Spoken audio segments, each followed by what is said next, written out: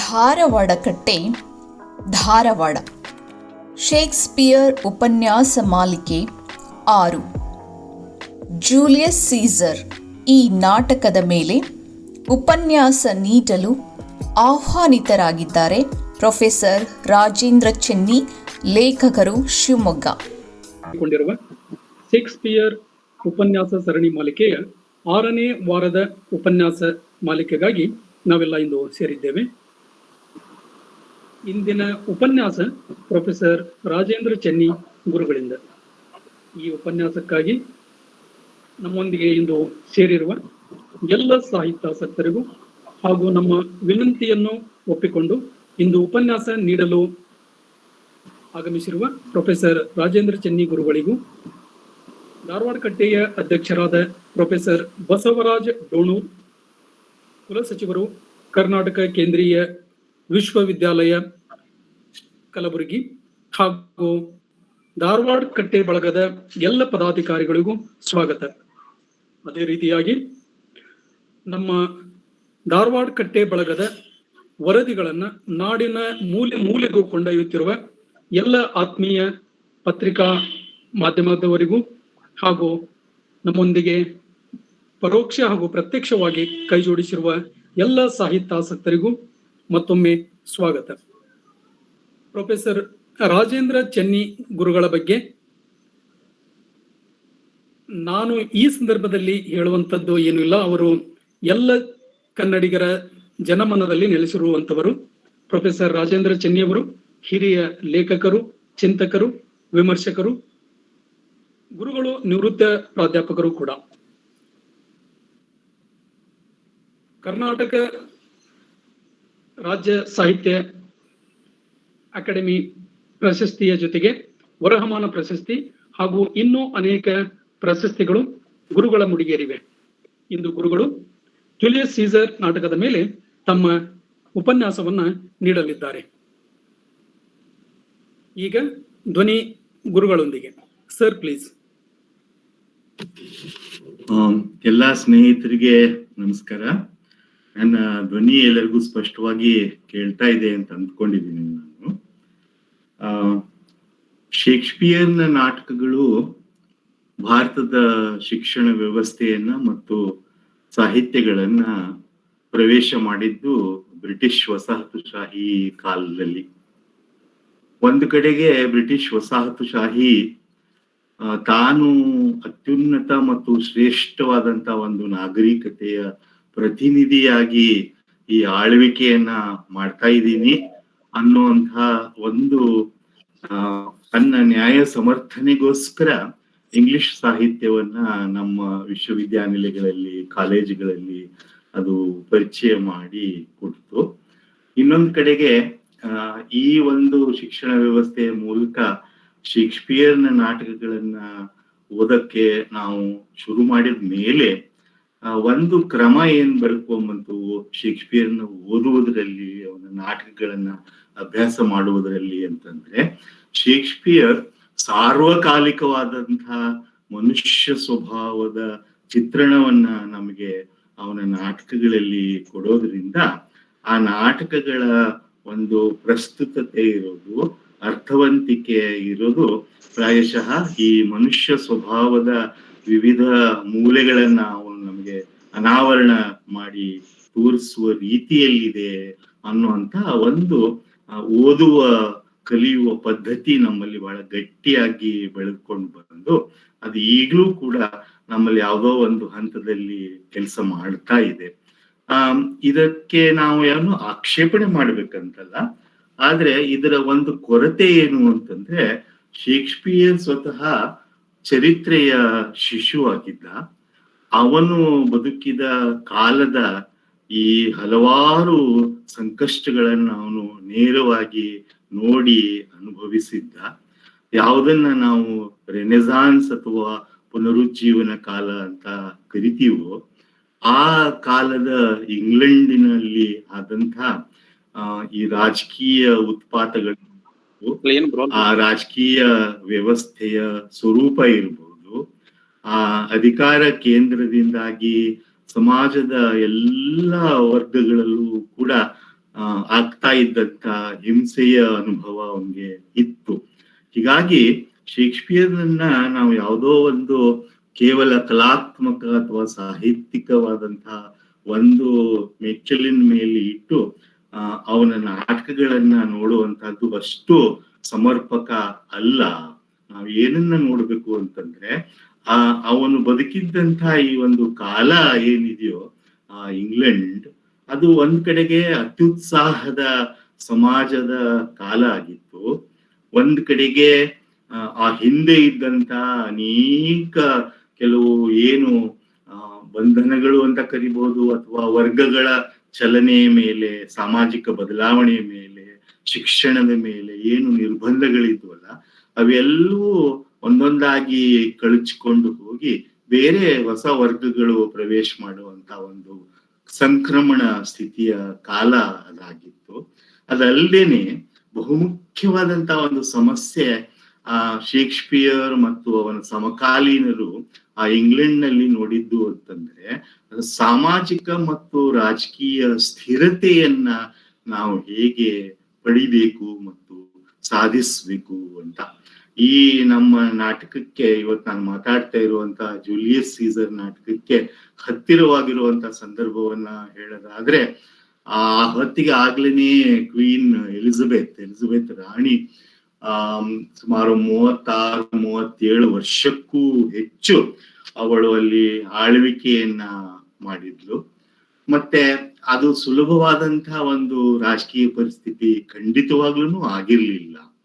ನಾವು ಈ ಕಾಲದ ಈ ಡೆಮಾಕ್ರಸಿ ಅಂತ ಏನ್ ಕರಿಬಹುದು, ಪ್ರಜಾಪ್ರಭುತ್ವ ಅಂತ ಏನ್ ಕರಿಬಹುದು, ಅದನ್ನ ನಾವು ಆ ಕಾಲಕ್ಕೆ ಅನ್ವಯ ಮಾಡಕ್ಕೆ ಆಗಲ್ಲ. ಅಲ್ಲಿ ಏನೇ ಇದ್ರೂ ಕೂಡ ಒಂದು ರಾಜಸತ್ತೆಯ ಪ್ರತಿನಿಧಿಯಾಗಿ ಅವಳು ತನ್ನ ಅಧಿಕಾರವನ್ನ ಚಲಾಯಿಸ್ತಾ ಇದ್ಲು. ಆದ್ರೆ ಅದು ಯಾಕೆ ಅಷ್ಟು ಸ್ಥಿರವಾಗಿರ್ಲಿಲ್ಲ ಅಂತಂದ್ರೆ, ಆ ಅಧಿಕಾರ ಮತ್ತು ರಾಜಸತ್ತೆಯನ್ನ ಪ್ರಶ್ನೆ ಮಾಡುವಂತ ಒಂದು ಶ್ರೀಮಂತ ಕುಲೀನ ವರ್ಗ, ಒಂದು ಅರಿಸ್ಟೋಕ್ರಸಿ ಅಂತ ನಾವು ಏನನ್ನ ಕರಿಬಹುದು, ಅದು ಬಹಳ ಪ್ರಭಾವಿಯಾಗಿತ್ತು. ಕೇವಲ ಎಲಿಜಬೆತ್ ಕಾಲದಲ್ಲ, ಅದರ ಮೊದಲಿಂದಲೂ ಕೂಡ ಅದು ಹಾಗೇನೆ ಇತ್ತು.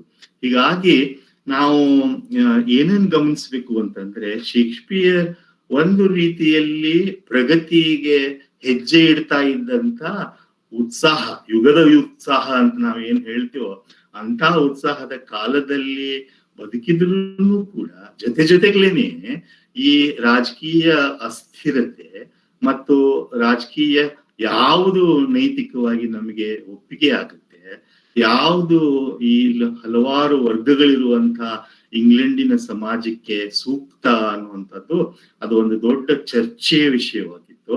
ಬರೀ ಚರ್ಚೆಯ ವಿಷಯ, ವಿವಾದದ ವಿಷಯ ಮಾತ್ರವಲ್ಲ, ಅದು ವೈಯಕ್ತಿಕವಾದಂತಹ ಅನುಭವಗಳ ಒಂದು ಭಾಗವೂ ಕೂಡ ಆಗಿತ್ತು. ನಾವು ಕೆಲವೊಂದ್ಸಾರಿ ಹೇಳ್ತೀವಲ್ಲ, the political is the personal and the personal is the political ಅನ್ನೋದನ್ನ ಈ ಕಾಲಕ್ಕೆ ನಾವು ಖಂಡಿತವಾಗ್ಲೂ ಹೇಳ್ಬಹುದು ಅಂತ ಕಾಣುತ್ತೆ.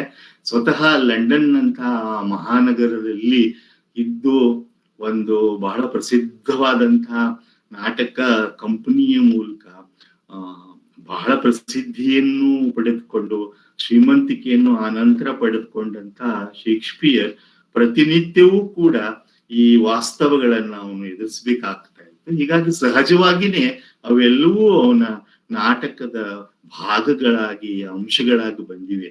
ಅವನು ಕೇವಲ ಸದಾ ಕಾಲಕ್ಕೂ ಸರ್ವಕಾಲಕ್ಕೂ ಇರುವಂತಹ ಮಾನವೀಯ ಭಾವನೆಗಳು, ಮೌಲ್ಯಗಳನ್ನ ಮಾತ್ರ ಉದ್ದೇಶಿಸಿ ಬರೀಲಿಲ್ಲ. ಅವನು ನೇರವಾಗಿ ಯಾವುದನ್ನ ನಾವು ಒಂದು ವಿಸ್ತಾರವಾದ ಅರ್ಥದಲ್ಲಿ ರಾಜಕೀಯ ಅಂತ ಹೇಳ್ಬಹುದು, ಅಂದ್ರೆ ಕೇವಲ ಪಕ್ಷ ರಾಜಕೀಯ ಅಥವಾ ವ್ಯಕ್ತಿ ರಾಜಕೀಯ ಅಲ್ಲ, ಒಂದು ಇಡೀ ಸಮಾಜದ ಅಧಿಕಾರ ವ್ಯವಸ್ಥೆ ಅಂತ ಅನ್ಕೊಂಡ್ರೆ ಅಂಥ ಒಂದು ರಾಜಕೀಯದ ಭಾಗವಾಗಿನೇ ಅವನು ತನ್ನ ಕೃತಿಗಳನ್ನ ಚರ್ಚೆ ಮಾಡಿದ್ದ. ಶೇಕ್ಸ್ಪಿಯರ್ನ ಬಗ್ಗೆ ಇತ್ತೀಚಿನ ವರ್ಷಗಳಲ್ಲಿ ಅತ್ಯುತ್ತಮವಾಗಿ ಬರೆದಿರುವಂತಹ ಒಬ್ಬ ವಿದ್ವಾಂಸ. ಅವನು ಯಾವುದಕ್ಕೆ ನಾವು ದ ನ್ಯೂ ಹಿಸ್ಟಾರಿಸಿಸಮ್ ಅಂತ ಕರಿತೀವೋ, ನವಚಾರಿತ್ರಿಕವಾದ ಅಂತ ಕರಿತೀವೋ, ಆ ಒಂದು ಹೊಸ ಒಂದು ಅಧ್ಯಯನ ಕ್ರಮ ಮತ್ತು ಸಿದ್ಧಾಂತ, ಅದರ ಅಧ್ವರ್ಯು, ಅದರ ಪಿತಾಮಹ ಅಂತ ನಾವು ಗುರುತಿಸ್ತೀವಿ ಸ್ಟೀವೆನ್ ಗ್ರೀನ್ ಬ್ಲಾಟ್ ಅಂತ. ಅವನು ಶೇಕ್ಸ್ಪಿಯರ್ನ ರಾಜಕೀಯ ನಾಟಕಗಳ ಬಗ್ಗೆ ಒಂದು ಬಹಳ ಕುತೂಹಲಕಾರಿಯಾದಂತ ಕೃತಿಯನ್ನ ರಚನೆ ಮಾಡಿದ್ದಾನೆ. ಅದರ ಶೀರ್ಷಿಕೆ ಇರೋದು ಟೈರೆಂಟ್ ಅಂತ. ನಾನು ನನ್ನ ಇವತ್ತಿನ ಈ ವಿಶ್ಲೇಷಣೆಗೆ ಆ ಟೈರೆಂಟ್ ಅನ್ನುವಂತಹ ಕೃತಿಯಿಂದ ಕೆಲವು ಒಳನೋಟಗಳನ್ನ ನಾನು ಬಳಸ್ಕೊಳ್ತೀನಿ.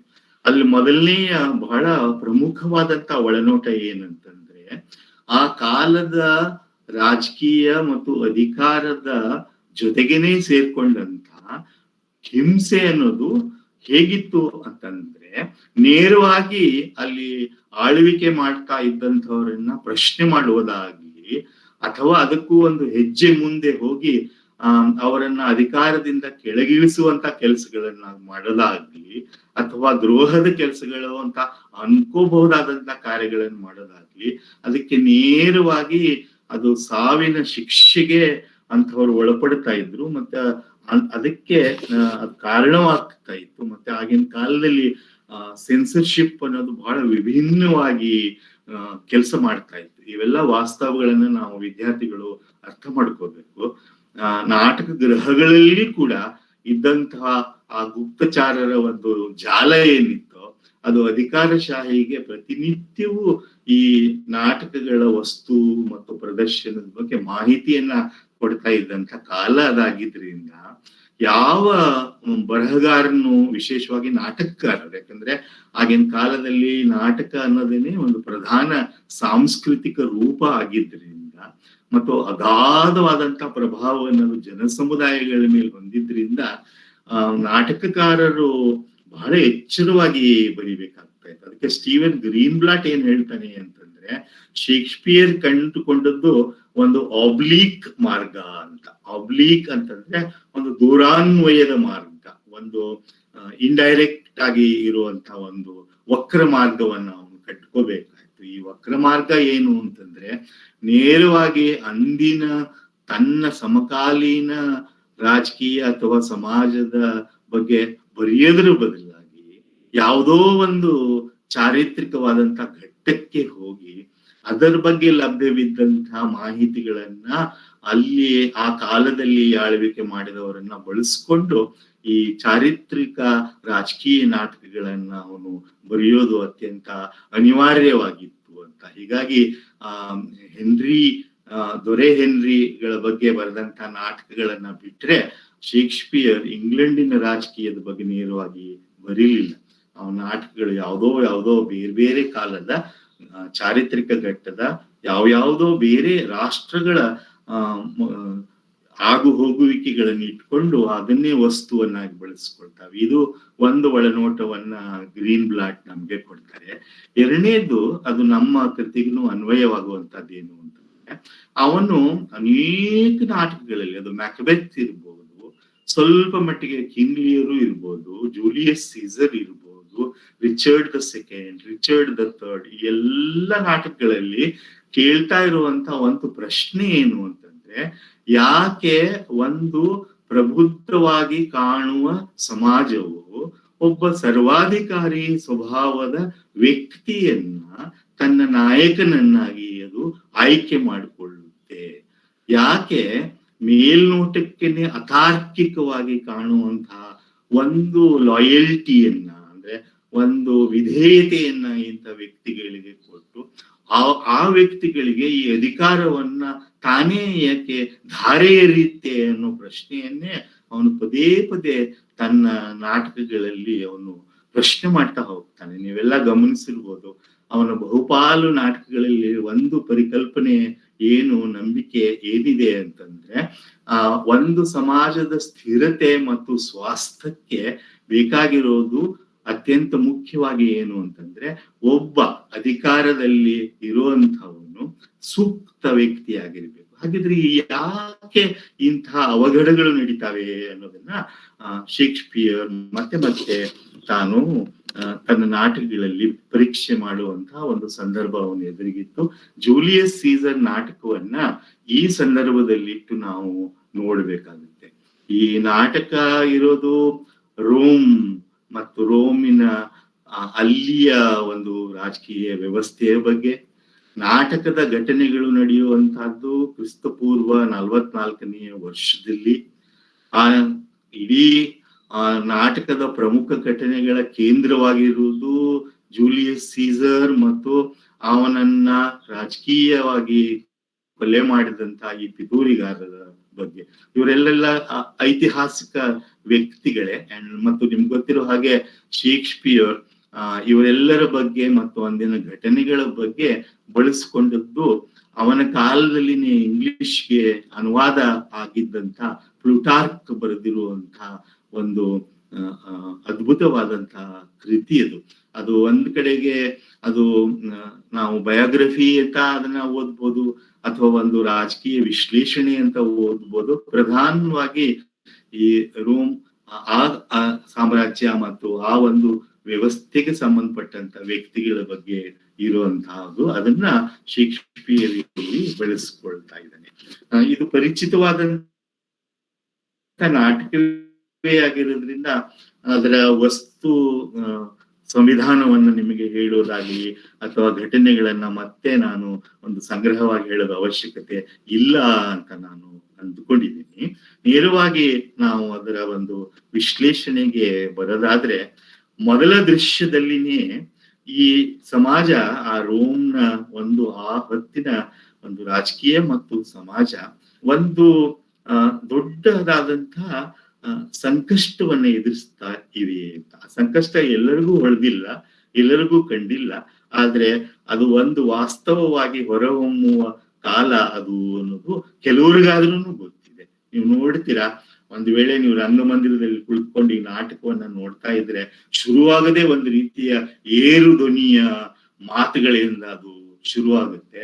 ಇಬ್ರು ಟ್ರೈಬ್ಯೂನ್ಗಳು, ಆ ಟ್ರೈಬ್ಯೂನ್ಗಳ ಕೆಲಸ ಏನಿತ್ತು ಅಂತಂದ್ರೆ, ಸಾಮಾನ್ಯ ಜನರು ಅಂತ ಏನ್ ಹೇಳ್ತೀವೋ, ಎರಡು ಆಯಗಾರರಾಗಿರ್ಬೋದು, ಕೆಲಸಗಾರರಾಗಿರ್ಬೋದು, ಕುಶಲಕರ್ಮಿಗಳಾಗಿರ್ಬೋದು, ಈ ವರ್ಗ ಏನಿತ್ತು ಆ ವರ್ಗದ ಜೊತೆಗೆ ಸಂಪರ್ಕವನ್ನು ಇಟ್ಕೊಂಡು ಅಧಿಕಾರದಲ್ಲಿರೋರ ಜೊತೆಗೆ ಆ ಒಂದು ನೆಗೋಷಿಯೇಷನ್ ಮಾಡಿಸ್ಬೇಕಾದಂತ ಈ ಟ್ರೈಬ್ಯೂನ್ಗಳು ಅದರಲ್ಲಿ ಇಬ್ರು ಬಂದು ಅಲ್ಲಿ ನಿಂತಂತ ಜನರನ್ನ ಅಲ್ಲಿಂದ ಓಡಿಸ್ತಾ ಇದ್ದಾರೆ. ಯಾಕೆ ಇಲ್ಲಿ ಇದ್ದೀರಾ, ಯಾಕೆ ಇಲ್ಲಿ ನಿಂತಿದ್ದೀರಾ, ಯಾಕೆ ನಿಮ್ಮ ಕಸುಬುಗಳಿಗೆ ಇರುವಂತ ಆ ಯೂನಿಫಾರ್ಮ್ಗಳನ್ನ ಯಾಕೆ ಹಾಕೊಂಡಿಲ್ಲ ಅಂತ ಅವರನ್ನ ಬೆದರಿಸಿ ಕೇಳ್ತಾ ಇದ್ದಾರೆ.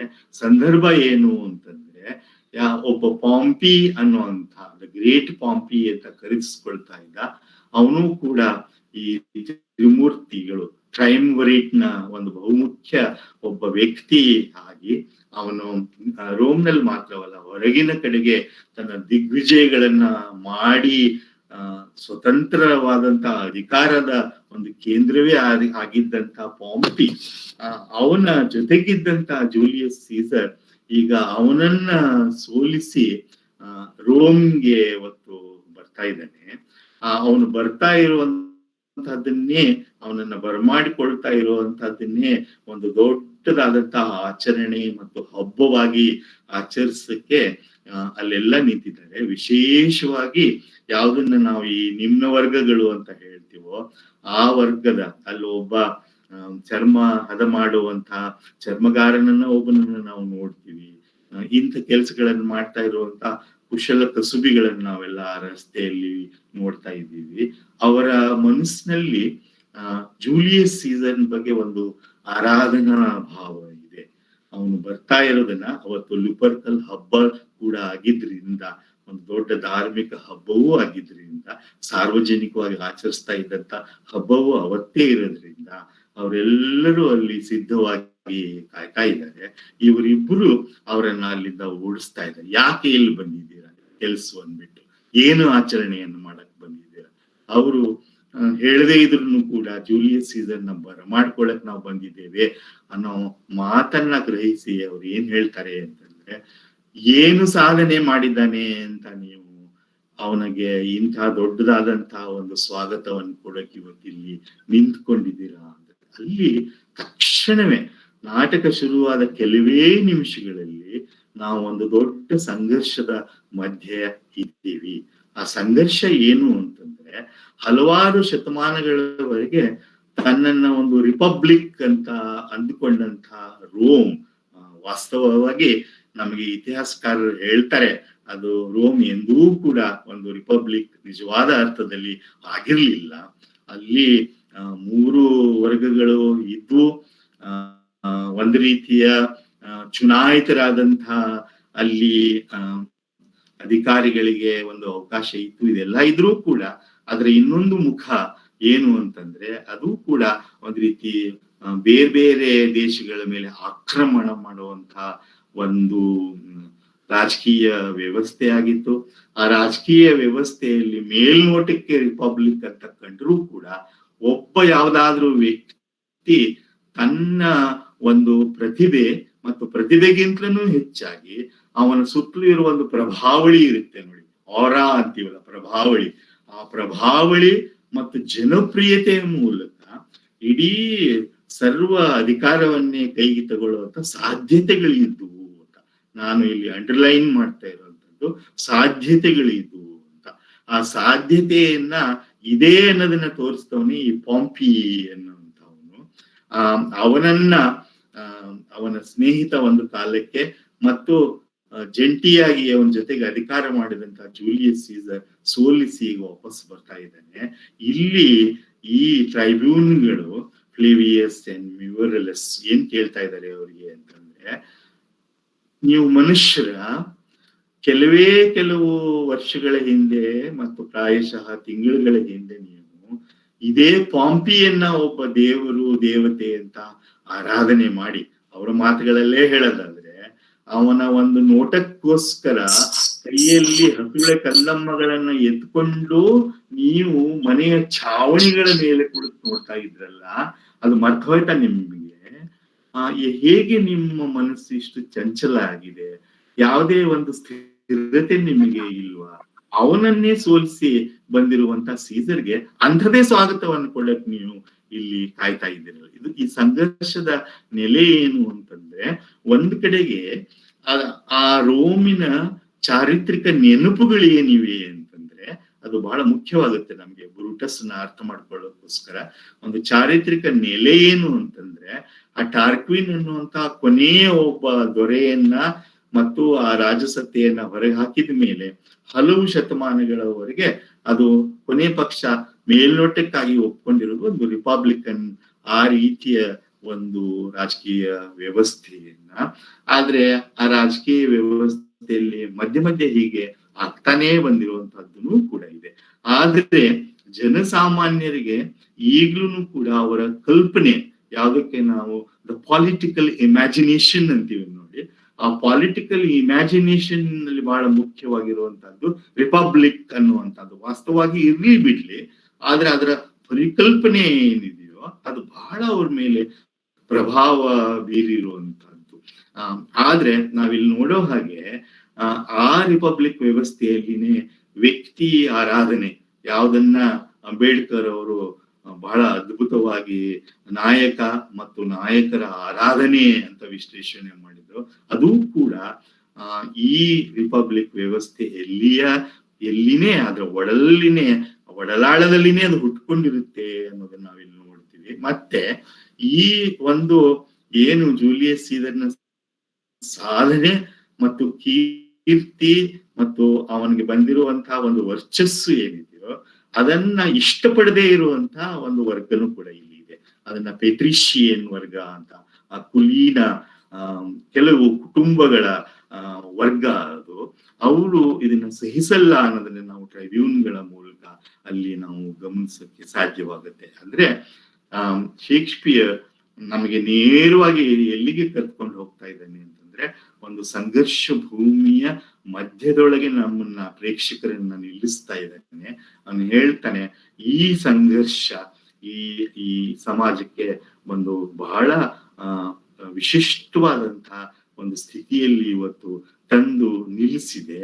ಅದರ ವ್ಯಂಗ್ಯ ಏನು ಅಂತಂದ್ರೆ, ಒಬ್ಬ ಪಾಂಪಿ, ಒಬ್ಬ ಟ್ರಯಂವಿರೇಟಿನ ಭಾಗ ಆದಂತ ಪಾಂಪಿ ಒಬ್ಬ ದೊರೆ ಆಗಿರುವ ಹಾಗೆ ವರ್ತಿಸಿದ ಮೇಲೆ ಜೂಲಿಯಸ್ ಸೀಸರ್ ಅವನನ್ನ ಸೋಲಿಸಿ ಈಗ ಬರ್ತಾ ಇದ್ದಾನೆ. ಆದ್ರೆ ಈ ರಾಜಕೀಯದ ವ್ಯಂಗ್ಯ ಏನು ಅಂತಂದ್ರೆ, ಅವನು ಪಾಂಪಿಯನ್ನ ಸೋಲಿಸಿ ಬಂದಿದ್ರಿಂದ ಇನ್ನೊಂದು ಸಾರಿ ನಮ್ಮ ರಿಪಬ್ಲಿಕ್ ಗಟ್ಟಿ ಆಗುತ್ತೆ ಅಂತ ಕೇಳುವ ಬದಲಾಗಿ ಅಲ್ಲಿರುವ ಜನಸಾಮಾನ್ಯರು ಏನ್ ಮಾಡ್ತಾರೆ ಅಂತಂದ್ರೆ, ಈ ಪ್ರಾಯಶಃ ಆ ಪಾಂಪಿಯಷ್ಟೇನೆ ಅವನಿಗಿಂತಲೂ ಮಿಗಿಲಾದಂತ ಒಂದು ಅಧಿಕಾರದ ಕೇಂದ್ರವಾಗುವಂತ ಸೀಸರ್ನನ್ನ ಬರಮಾಡಿಕೊಳ್ಳಕ್ಕೆ ಅಲ್ಲಿ ನಿಂತಿದ್ದಾರೆ. ಇದ್ರ ಬಗ್ಗೆ ಒಂದೆರಡು ವಿಮರ್ಶೆಗಳು ಬಹಳ ಚೆನ್ನಾಗಿ ಬಂದಿವೆ. ಅದನ್ನ ನಾನು ಆಮೇಲೆ ಚರ್ಚೆಯಲ್ಲಿ ಎತ್ಕೊಳ್ತೇನೆ. ಒಂದು ಮಾತು, ಅದನ್ನು ಈಗ ಬರೀ ಸೂಚನೆ ಕೊಟ್ಟಿರ್ತೀನಿ. ಆಧುನಿಕ ವಿಮರ್ಶಕರು ಕೇಳ್ತಾ ಇರುವಂತಹದ್ದು, ಈ ಏನು ದೃಶ್ಯಗಳಿವೆ ಅಲ್ಲ ಸಾಮಾನ್ಯ ಜನರು, ಆ ದೃಶ್ಯಗಳನ್ನ ನೋಡ್ತಾ ಹೋದ್ರೆ ಶೇಕ್ಸ್ಪಿಯರ್ನಿಗೆ ಇಂಥ ಒಂದು ಮಹಾ ಪ್ರತಿಭಾವಂತನಿಗೆ ಈ ವರ್ಗದ ರಾಜಕೀಯ ಅರ್ಥವಾಗಿತ್ತ? ಅದರ ಒಳಹೊಕ್ಕು ನೋಡಿದ್ನ ಶೇಕ್ಸ್ಪಿಯರ್? ಯಾಕೆ ಪದೇ ಪದೇ ಇಂಥ ಮಾಬ್ ಸೀನ್ಗಳನ್ನ, ಅಲ್ಲಿ ಅವರು ವ್ಯಕ್ತಿಗಳಾಗಿರಲ್ಲ, ಗುಂಪುಗಳಾಗಿರ್ತಾರೆ, ದೊಂಬಿಯಲ್ಲಿ ಸೇರ್ಕೊಂಡಿರ್ತಾರೆ, ಅವ್ರಿಗೆ ಏನು ವಿವೇಕ ಇಲ್ವಾ, ಏನು ರಾಜಕೀಯ ಚಿಂತನೆ ಇಲ್ವಾ?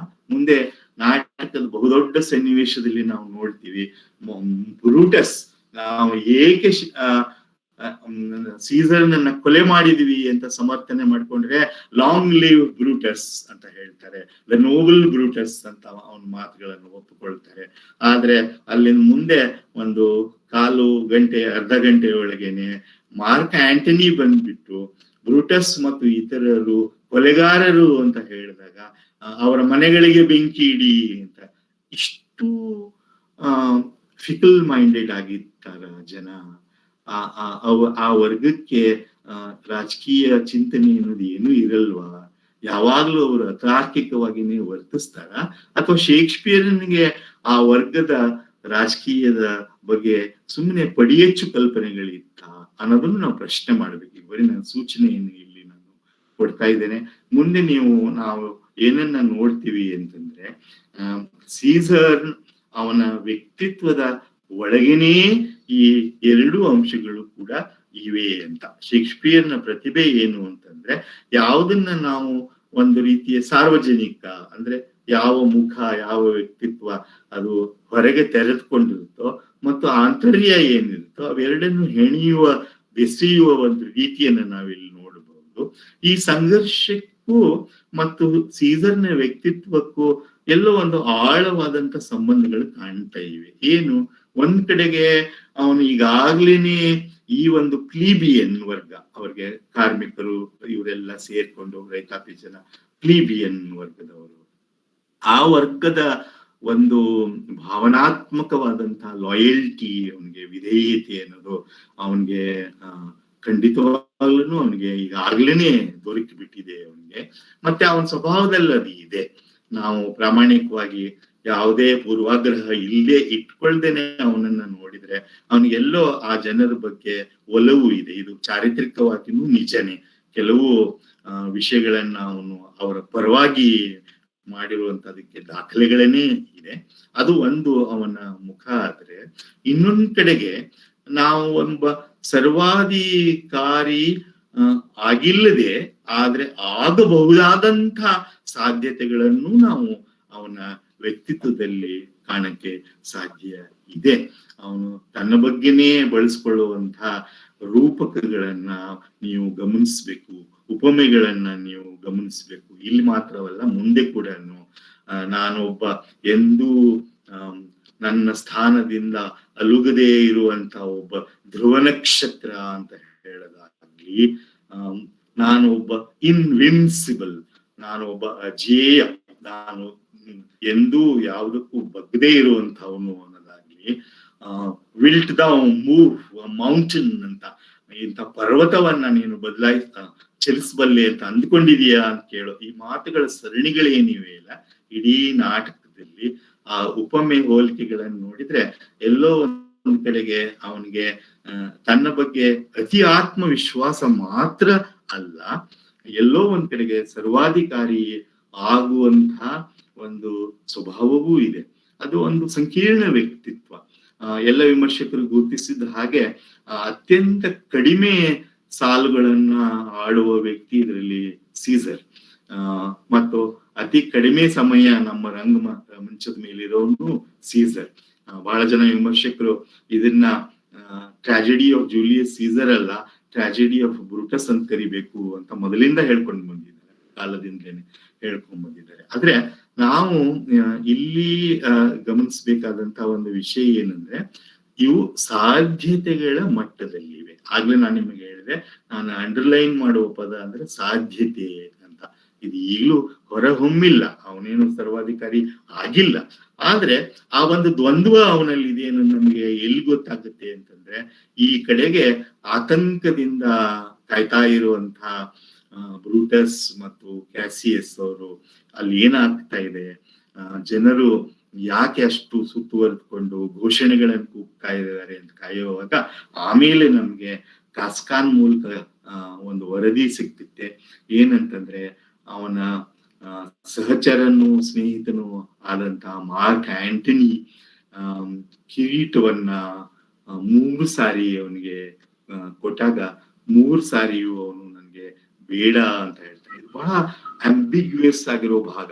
ನೀವು ಸಾಹಿತ್ಯದ ವಿದ್ಯಾರ್ಥಿಗಳಾಗಿರೋರು ಇದರ ಒಂದೊಂದು ಪದವನ್ನು ಬಿಡಿಸಿ ಬಿಡಿಸಿ ನೀವು ಓದಬೇಕು. ಅವಾಗ ನಿಮ್ಗೆ ಏನ್ ಗೊತ್ತಾಗುತ್ತೆ ಅಂತಂದ್ರೆ, ಅದು ಬಹಳ ಸಿನಿಕನಾದಂತ ಒಬ್ಬ ಕಾಸ್ಕಾನ ಬಾಯಲ್ಲಿ ನಾವು ಈ ವರದಿಯನ್ನು ಕೇಳ್ತಾ ಇದೀವಿ.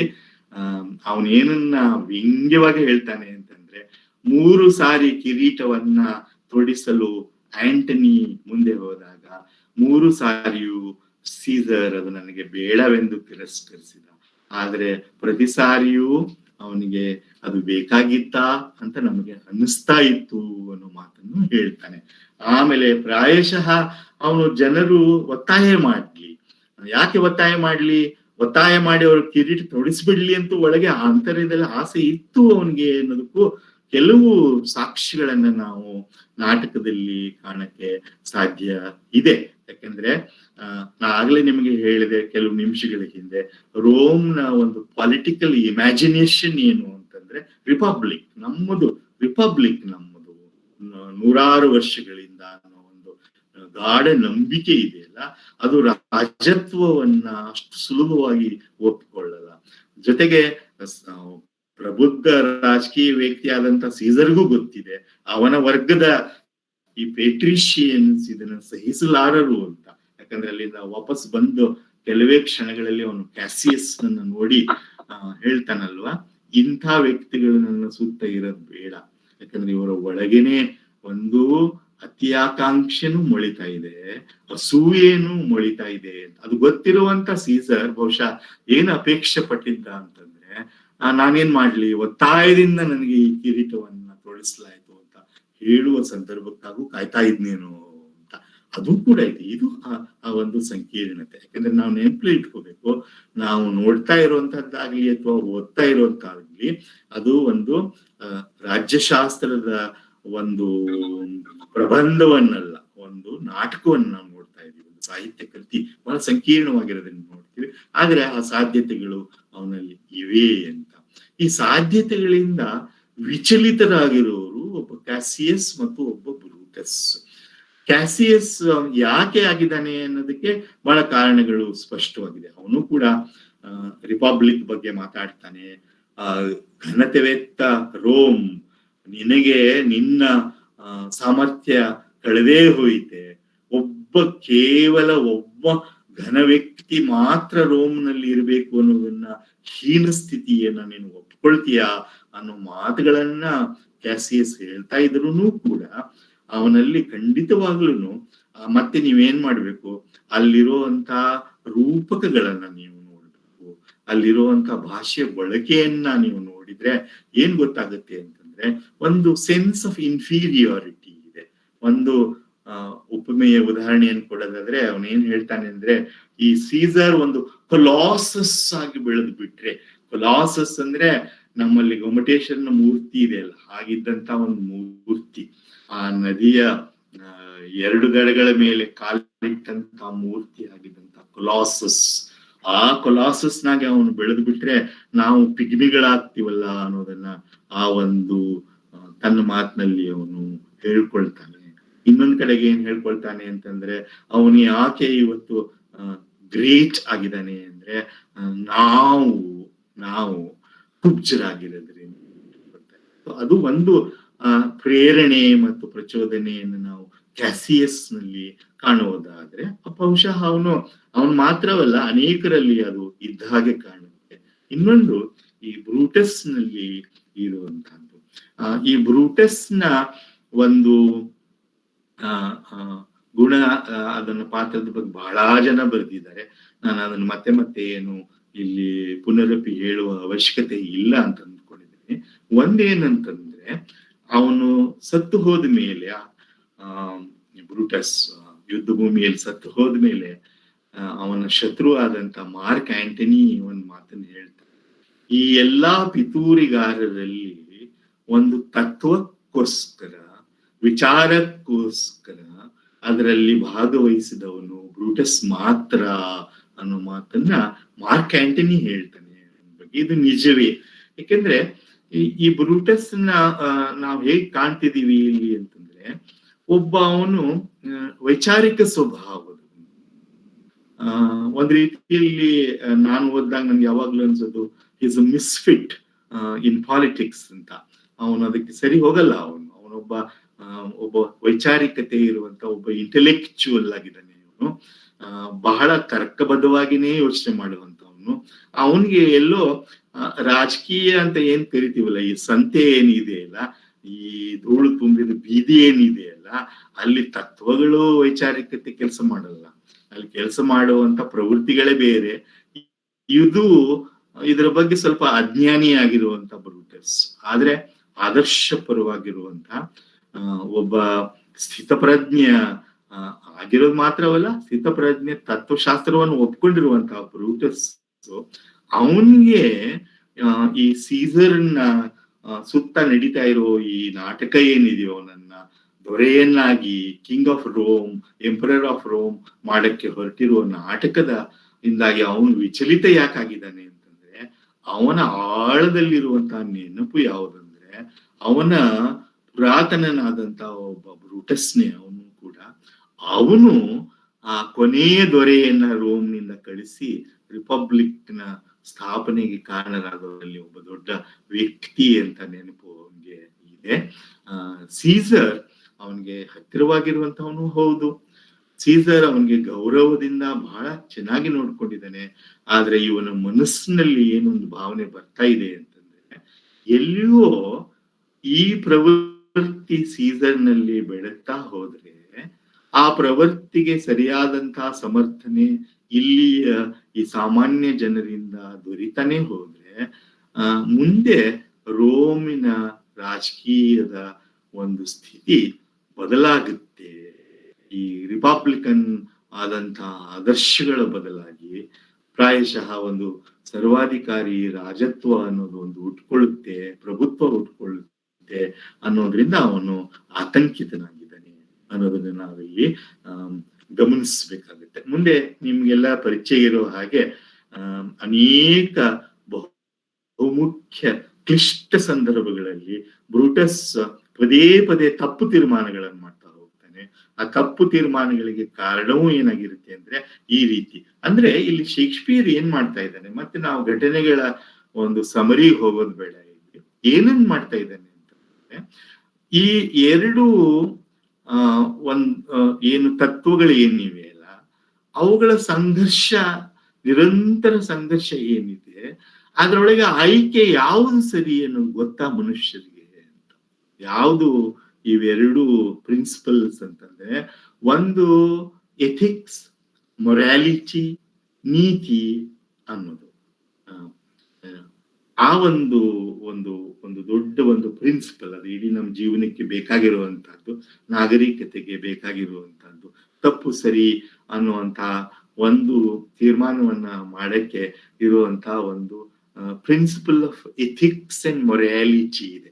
ಇಲ್ಲಿ ಮೊರಾಲಿಟಿ ಅಂತಂದ್ರೆ ಕೇವಲ ಸಾರ್ವಜನಿಕ ಮೊರಾಲಿಟಿ ಅಲ್ಲ, ಅದು ನಮ್ಮ ವ್ಯಕ್ತಿತ್ವದಲ್ಲೂ ನಾವು ಅಳವಡಿಸ್ಕೋಬೇಕಾಗಿರುವಂತಹದ್ದು. ಬ್ರೂಟಸ್ ನಂತ ವ್ಯಕ್ತಿಗೆ ಅದು ಬಹಳ ಮುಖ್ಯವಾಗಿರುವಂಥದ್ದು. ಯಾಕೆಂದ್ರೆ ನಾವು ಇಡುವ ಹೆಜ್ಜೆಯೊಳಗೆ ಅದು ನೀತಿ ಪರವಾಗಿದೆಯಾ ಅನ್ನೋದನ್ನು ನಾವು ಪ್ರಶ್ನೆ ಮಾಡಬೇಕಾಗುತ್ತೆ. ಒಂದ್ ಕಡೆಗೆ ಅದು ಇದೆ, ಇನ್ನೊಂದ್ ಕಡೆಗೆ ಅಷ್ಟೇ ಮುಖ್ಯವಾಗಿರುವಂತ ಇನ್ನೊಂದು ಪ್ರಿನ್ಸಿಪಲ್ ಯಾವುದು ಅಂತಂದ್ರೆ ರಾಜಕೀಯ. ಆ ರಾಜಕೀಯ ಅನ್ನೋದ್ರ ಮೂಲಕನೇ ನಾವು ನಮ್ಮ ಈ ನೀತಿಯ ಕಲ್ಪನೆಗೆ ಒಂದು ಮೂರ್ತ ಸ್ವರೂಪ ಕೊಡಬೇಕಾಗುತ್ತೆ. ನಾನು ಹೇಳೋದು ಅರ್ಥವಾಗುತ್ತೆ ಅಂತ ಅಂದ್ಕೊಂಡಿದ್ದೀನಿ. ನಾನು. ಏನನ್ನ ನಾನು ಇಲ್ಲಿ ಪ್ರಸ್ತಾಪ ಮಾಡ್ತಾ ಇದ್ದೀನಿ ಅಂತಂದ್ರೆ, ಯಾವುದೇ ಒಂದು ರಾಜಕೀಯದ ಆದರ್ಶ, ಆ ಆದರ್ಶದ ಅನುಷ್ಠಾನಕ್ಕಾಗಿ ನಾವು ಮಾಡಬೇಕಾಗಿರುವಂತಹ ಬದಲಾವಣೆ ಏನಿದೆ, ಆ ಬದಲಾವಣೆ ಮತ್ತು ಕಟ್ಟಬೇಕಾದಂತಹ ವ್ಯವಸ್ಥೆ ಏನಿದೆಯೋ ಅದು ಹೇಗಿರುತ್ತೆ, ಅದ್ರೊಳಗೆ ಭಾಗವಹಿಸೋರ್ಗೆ ಯಾವ ಒಂದು ಮೋಟಿವೇಶನ್ ನಿಂದ ಅವರು ಅದನ್ನ ಮಾಡ್ತಾರೆ ಅನ್ನೋ ದೊಡ್ಡ ಪ್ರಶ್ನೆ ಅದು. ಅದನ್ನೇ ತತ್ವಶಾಸ್ತ್ರಜ್ಞರು ಎಂಡ್ಸ್ ಅಂಡ್ ಮೀನ್ಸ್ ಅಂತ ಕೇಳ್ತಾರಲ್ಲ, ಆ ಪ್ರಶ್ನೆ ಅದು. ಪ್ರಾಯಶಃ ಮನುಷ್ಯ ಚರಿತ್ರೆಯಲ್ಲಿ ಬಹುದೊಡ್ಡ ರಾಜಕೀಯ ಚಿಂತಕರು ಯಾವಾಗಲೂ ಎದುರಿಸಿರುವಂತ ಪ್ರಶ್ನೆ ಏನಿದೆಯೋ ಅದು ಒಂದು ಶೇಕ್ಸ್ಪಿಯರ್ ನೋಡೋ ಹಾಗೆ ಬಹಳ ಸಂಕೀರ್ಣ ಪ್ರಶ್ನೆ. ಅದಕ್ಕೆ ನೀವು ಒಂದು ಸರಳ ಉತ್ತರ ಎಂದು ನಿಮಗೆ ಸಿಗ್ತಲ್ಲ ಅಂತ. ಯಾಕೆ ಅಂತಂದ್ರೆ ಈ ರಾಜಕೀಯ ವ್ಯವಸ್ಥೆ ಒಂದನ್ನ ಯಾವುದನ್ನು ಬದಲಾಯಿಸ್ಬೇಕು ಅಥವಾ ಹೀಗೆ ರೂಪಿಸ್ಬೇಕು ಅಂತಂದ್ರೆ ಅದಕ್ಕೆ ಭಾಗಿಯಾಗುವ ಜನ ಬೇಕು, ವ್ಯಕ್ತಿಗಳು ಬೇಕು. ಆ ವ್ಯಕ್ತಿಗಳಿಗೆ ತಮ್ಮದೇ ಆದಂತ ಮೋಟಿವೇಶನ್ಗಳಿರ್ತವೆ, ತಮ್ಮದೇ ಆದಂತ ಸ್ವಾರ್ಥಗಳಿರ್ಬೋದು. ಅದು ಇಲ್ದೇನೆ ಒಂದು ರಾಜಕೀಯದ ಪ್ರಕ್ರಿಯೆಯನ್ನು ನಾವು ಸಾಧ್ಯ ಮಾಡಕ್ಕೆ ಆಗದೆ ಇರ್ಬೋದು ಅನುಷ್ಠಾನಕ್ಕೆ ತರ. ಆದ್ರೆ ಅವುಗಳಿಗೆ ನಾವು ಅವಕಾಶ ಕೊಟ್ರೆ ಅದು ನಮ್ಮ ನೀತಿ, ಮೊರಾಲಿಟಿ, ಎಥಿಕ್ಸ್ ನ ವಿರುದ್ಧ ಆಗುತ್ತಲ್ವಾ ಅಂತ. ಇದು ಬ್ರೂಟಸ್ ನ ಮನಸ್ಸಿನ ಒಳಗಿರುವಂತಹ ಒಂದು ಒಳತೋಟಿ ಅಂತ ನಾನು ಹೇಳಿದ ಹಾಗೆ. ಇದು ಸುಲಭವಾಗಿ ನಾವು ಉತ್ತರವನ್ನ ಕೊಡುವಂತಹದ್ದಲ್ಲ. ಅಲ್ಲಿನೇ ಈ ನಾಟಕದ ಪ್ರಸ್ತುತತೆ ಬರುತ್ತೆ. ಆ ಪ್ರಸ್ತುತತೆ ಎಲ್ಲಿ ಬರುತ್ತೆ ಅಂತಂದ್ರೆ, ಇಲ್ಲ ನಾವು ಹಿಂಸೆಯ ಮೂಲಕ ಒಂದು ಬದಲಾವಣೆಯನ್ನ ತಂದುಬಿಟ್ಟು ನಾವು ಆಮೇಲೆ ಒಂದು ಆರೋಗ್ಯಕರ ಸಮಾಜವನ್ನ ನಿರ್ಮಾಣ ಮಾಡ್ತೀವಿ ಅನ್ನೋದಾದ್ರೆ, ಆ ಹಿಂಸೆಯ ನೆಲೆ ಏನು? ಆ ಹಿಂಸೆಗೆ ಯಾವ್ದಾದ್ರು ನಿರ್ಬಂಧ ಅನ್ನೋದು ಇರುತ್ತಾ? ಅದು ಮುಂದೆ ಹಾಗೇ ಬೆಳೆದು ಅದು ನಮ್ಮನ್ನೂ ಕೂಡ ನಾಶ ಮಾಡುವಂತ ಒಂದು ಸಂಗತಿ ಆಗೋದಿಲ್ವಾ? ಆ ಪ್ರಶ್ನೆ. ಇಲ್ಲ ನಾನು ತುಂಬಾ ಆದರ್ಶಪರನಾಗಿರ್ತೀನಿ, ರಾಜಕೀಯವಂತಂದ್ರೆ ದೂರ ಅದನ್ನ ಇಟ್ಕೊಂಡು ಕೇವಲ ಆದರ್ಶಗಳಿಗೋಸ್ಕರವೇ ದುಡಿಯುವ ವ್ಯಕ್ತಿಗಳು ಅದ್ರಲ್ಲಿ ಬನ್ನಿ ಅಂದ್ರೆ ರಾಜಕೀಯ ಸಾಧ್ಯವಾ? ಈ ಪ್ರಶ್ನೆ. ಅದಕ್ಕೆ ನಮ್ಗೆ ಉತ್ತರವೇ ಇಲ್ಲ. ಅದನ್ನ ನಮ್ಮ ಎದುರಿಗೆ ಜೂಲಿಯಸ್ ಸೀಸರ್ ಇಡ್ತಾ ಇದೆ. ಯಾಕೆಂದ್ರೆ ಬ್ರೂಟಸ್ ಆ ಪಿತೂರಿಗಾರರನ್ನ ಸೇರ್ಕೊಳ್ಳುವಂತ ಕಾರಣ ಏನು ಅಂತಂದ್ರೆ, ನಾನು ರೋಮ್ಗೋಸ್ಕರ ಇದನ್ನ ನಾನು ಮಾಡಬೇಕಾಗಿದೆ ಅಂತ ಹೇಳ್ತಾನೆ. ರೋಮ್ಗೋಸ್ಕರ, ನನಗೋಸ್ಕರ ಅಲ್ಲ, ರೋಮ್ಗೋಸ್ಕರ. ಅಂದ್ರೆ ರೋಮ್ ಅಂತಂದ್ರೆ ಅವನ ಕಲ್ಪನೆಯ ಈ ರಿಪಬ್ಲಿಕನ್ ರೋಮ್ಗೋಸ್ಕರ ನಾನು ಮಾಡಬೇಕು. ಅದನ್ನ ನಾನು ಮಾಡ್ಬೇಕು ಅಂತಂದ್ರೆ ಈ ಹೊತ್ತಿನಲ್ಲಿ ಸೀಸರ್ ಬದುಕಬಾರದು ಅನ್ನುವಂತ ಸ್ಥಿತಿ ನಿರ್ಮಾಣವಾಗ್ಬಿಟ್ಟಿದೆಯಲ್ಲ, ಏನ್ ಮಾಡೋದು? ನೀವು ನೋಡಿರ್ಬೋದು ಐಡ್ಸ್ ಆಫ್ ಮಾರ್ಚ್, 15ನೇ ಮಾರ್ಚಿನ ಹಿಂದಿನ ರಾತ್ರಿ ತನ್ನ ಮನೆಯ ತೋಟದಲ್ಲಿ ಓಡಾಡ್ತಾ ಇರುವಂತ ಬ್ರೂಟಸ್ ತನಗ್ತಾನೇ ಮಾತಾಡ್ಕೊಳ್ತಾ ಇದ್ದಾನೆ. ಬಹಳ ಪ್ರಕ್ಷುಬ್ಧನಾಗಿದ್ದಾನೆ. ಅನಿಶ್ಚಿತತೆ ಅವನ ಮನಸ್ಸಿನಲ್ಲಿ ನೋವಿದೆ, ಹೊಯ್ದಾಡ್ತಾ ಇದ್ದಾನೆ. ಆ ಹೊಯ್ದಾಟದ ಫಲವಾಗಿ ಬರುವ ಒಂದ್ ಮಾತಂದ್ರೆ, as it must be by his death ಅಂತ. ಯಾಕೆ ಆ ನಿಲುವಿಗೆ ಬಂದ? ಅದಕ್ಕೆ ಕಾರಣಗಳನ್ನು ಕೊಡ್ತಾನೆ. ಮತ್ತೆ ನಾವು ಸಾಹಿತ್ಯದ ವಿದ್ಯಾರ್ಥಿಗಳಾಗಿದ್ದರಿಂದ ಸುಮ್ನೆ ಬ್ರೂಟಸ್ ಪಿತೂರಿಗೆ ಸೇರಿಕೊಂಡ ಅನ್ನೋ ಮಾತುಗಳನ್ನು ಹೇಳಬಾರ್ದು. ಬಹಳ ಸಂಕೀರ್ಣ, ಸೂಕ್ಷ್ಮವಾದಂತ ಒಳತೋಟಿಯ ಮಾತುಗಳನ್ನ ನಾವಲ್ಲಿ ಮತ್ತೆ ಅದರ ಇಮೇಜಸ್ ಅಲ್ಲಿ ನಾವು ಕಾಣ್ತೀವಿ. ಒಂದೆರಡನ್ನ ಮಾತ್ರ ನಾನು ಪ್ರಸ್ತಾಪ ಮಾಡ್ತೀನಿ, ಸಮಯದ ಒಂದು ಮಿತಿ ಇರೋದ್ರಿಂದ. ಬ್ರೂಟಸ್ ಏನ್ ಹೇಳ್ತಾನೆ, ಈಗ ನಮ್ಮ ಕಣ್ಣೆದುರಿಗೆ ಸೀಸರ್ ಒಬ್ಬ ಸರ್ವಾಧಿಕಾರಿ ಅಲ್ಲ, ಅವನು ಆಗಿಲ್ಲ, ಅಂತ ಕ್ರಿಯೆಗಳನ್ನ ಅವನು ಮಾಡಿಲ್ಲ.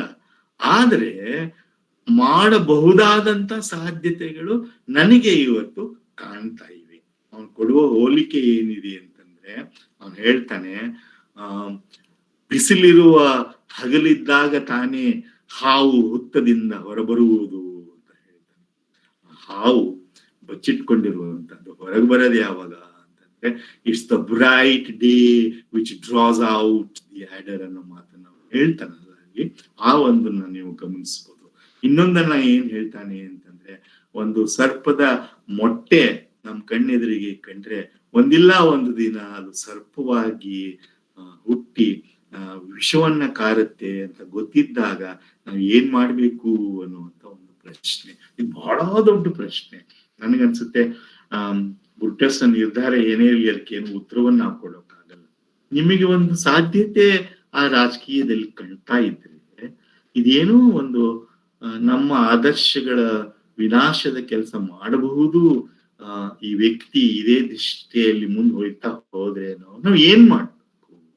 ಯಾವ ಸಮರ್ಥನೆ ಇದೆ ನಮ್ಗೆ? ಇನ್ನೂ ಆಗಿಲ್ವಲ್ಲ ಅಂತ ಕಾಯ್ಬೇಕಾ?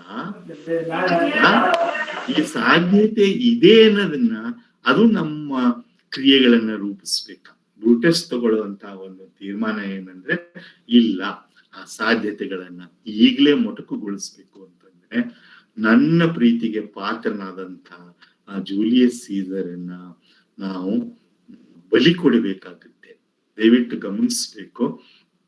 ಮುಂದೆ ಅದೇ ರಾತ್ರಿ ಆ ಪಿತೂರಿಗಾರರು ಬಂದಾಗ ಒಂದು 3 ಮಾತುಗಳನ್ನ ಹೇಳ್ತಾನೆ. ಅವಾಗ ನಿಮ್ಗೆ ಗೊತ್ತಾಗುತ್ತೆ ಅವನು ಬಯಸುವ ಆದರ್ಶ ರಾಜಕೀಯ ಮತ್ತು ವಾಸ್ತವ ರಾಜಕೀಯದ ಮಧ್ಯ ಎಂಥ ದೊಡ್ಡ ದುರಂತದ ಕಂದರಗಳೇ ಇವೆ ಅನ್ನೋದನ್ನ ನಾವು ಅಲ್ಲಿ ಗಮನಿಸ್ಬೋದು. ಅವನ ಸೇವಕ ಬಂದು ಹೇಳ್ತಾನೆ, ಯಾರೋ ನಿಮ್ಮನ್ನ ನೋಡಕ್ ಬಂದಿದ್ದಾರೆ ಒಡೆಯರೇ, ಅವರೆಲ್ಲ ತಮ್ಮ ಶೇಕ್ಸ್ಪಿಯರ್ ಅಲ್ವಾ, ಅವನು ಯಾವ ಕಾಲದಲ್ಲಿ ಯಾವ ಹ್ಯಾಟ್ ಆಗ್ತಾ ಇದ್ದಿದ್ರು ಅನ್ನೋದು ಶೇಕ್ಸ್ಪಿಯರ್ ಅಷ್ಟೇನು ಗಮನಿಸ್ತಿರ್ಲಿಲ್ಲ.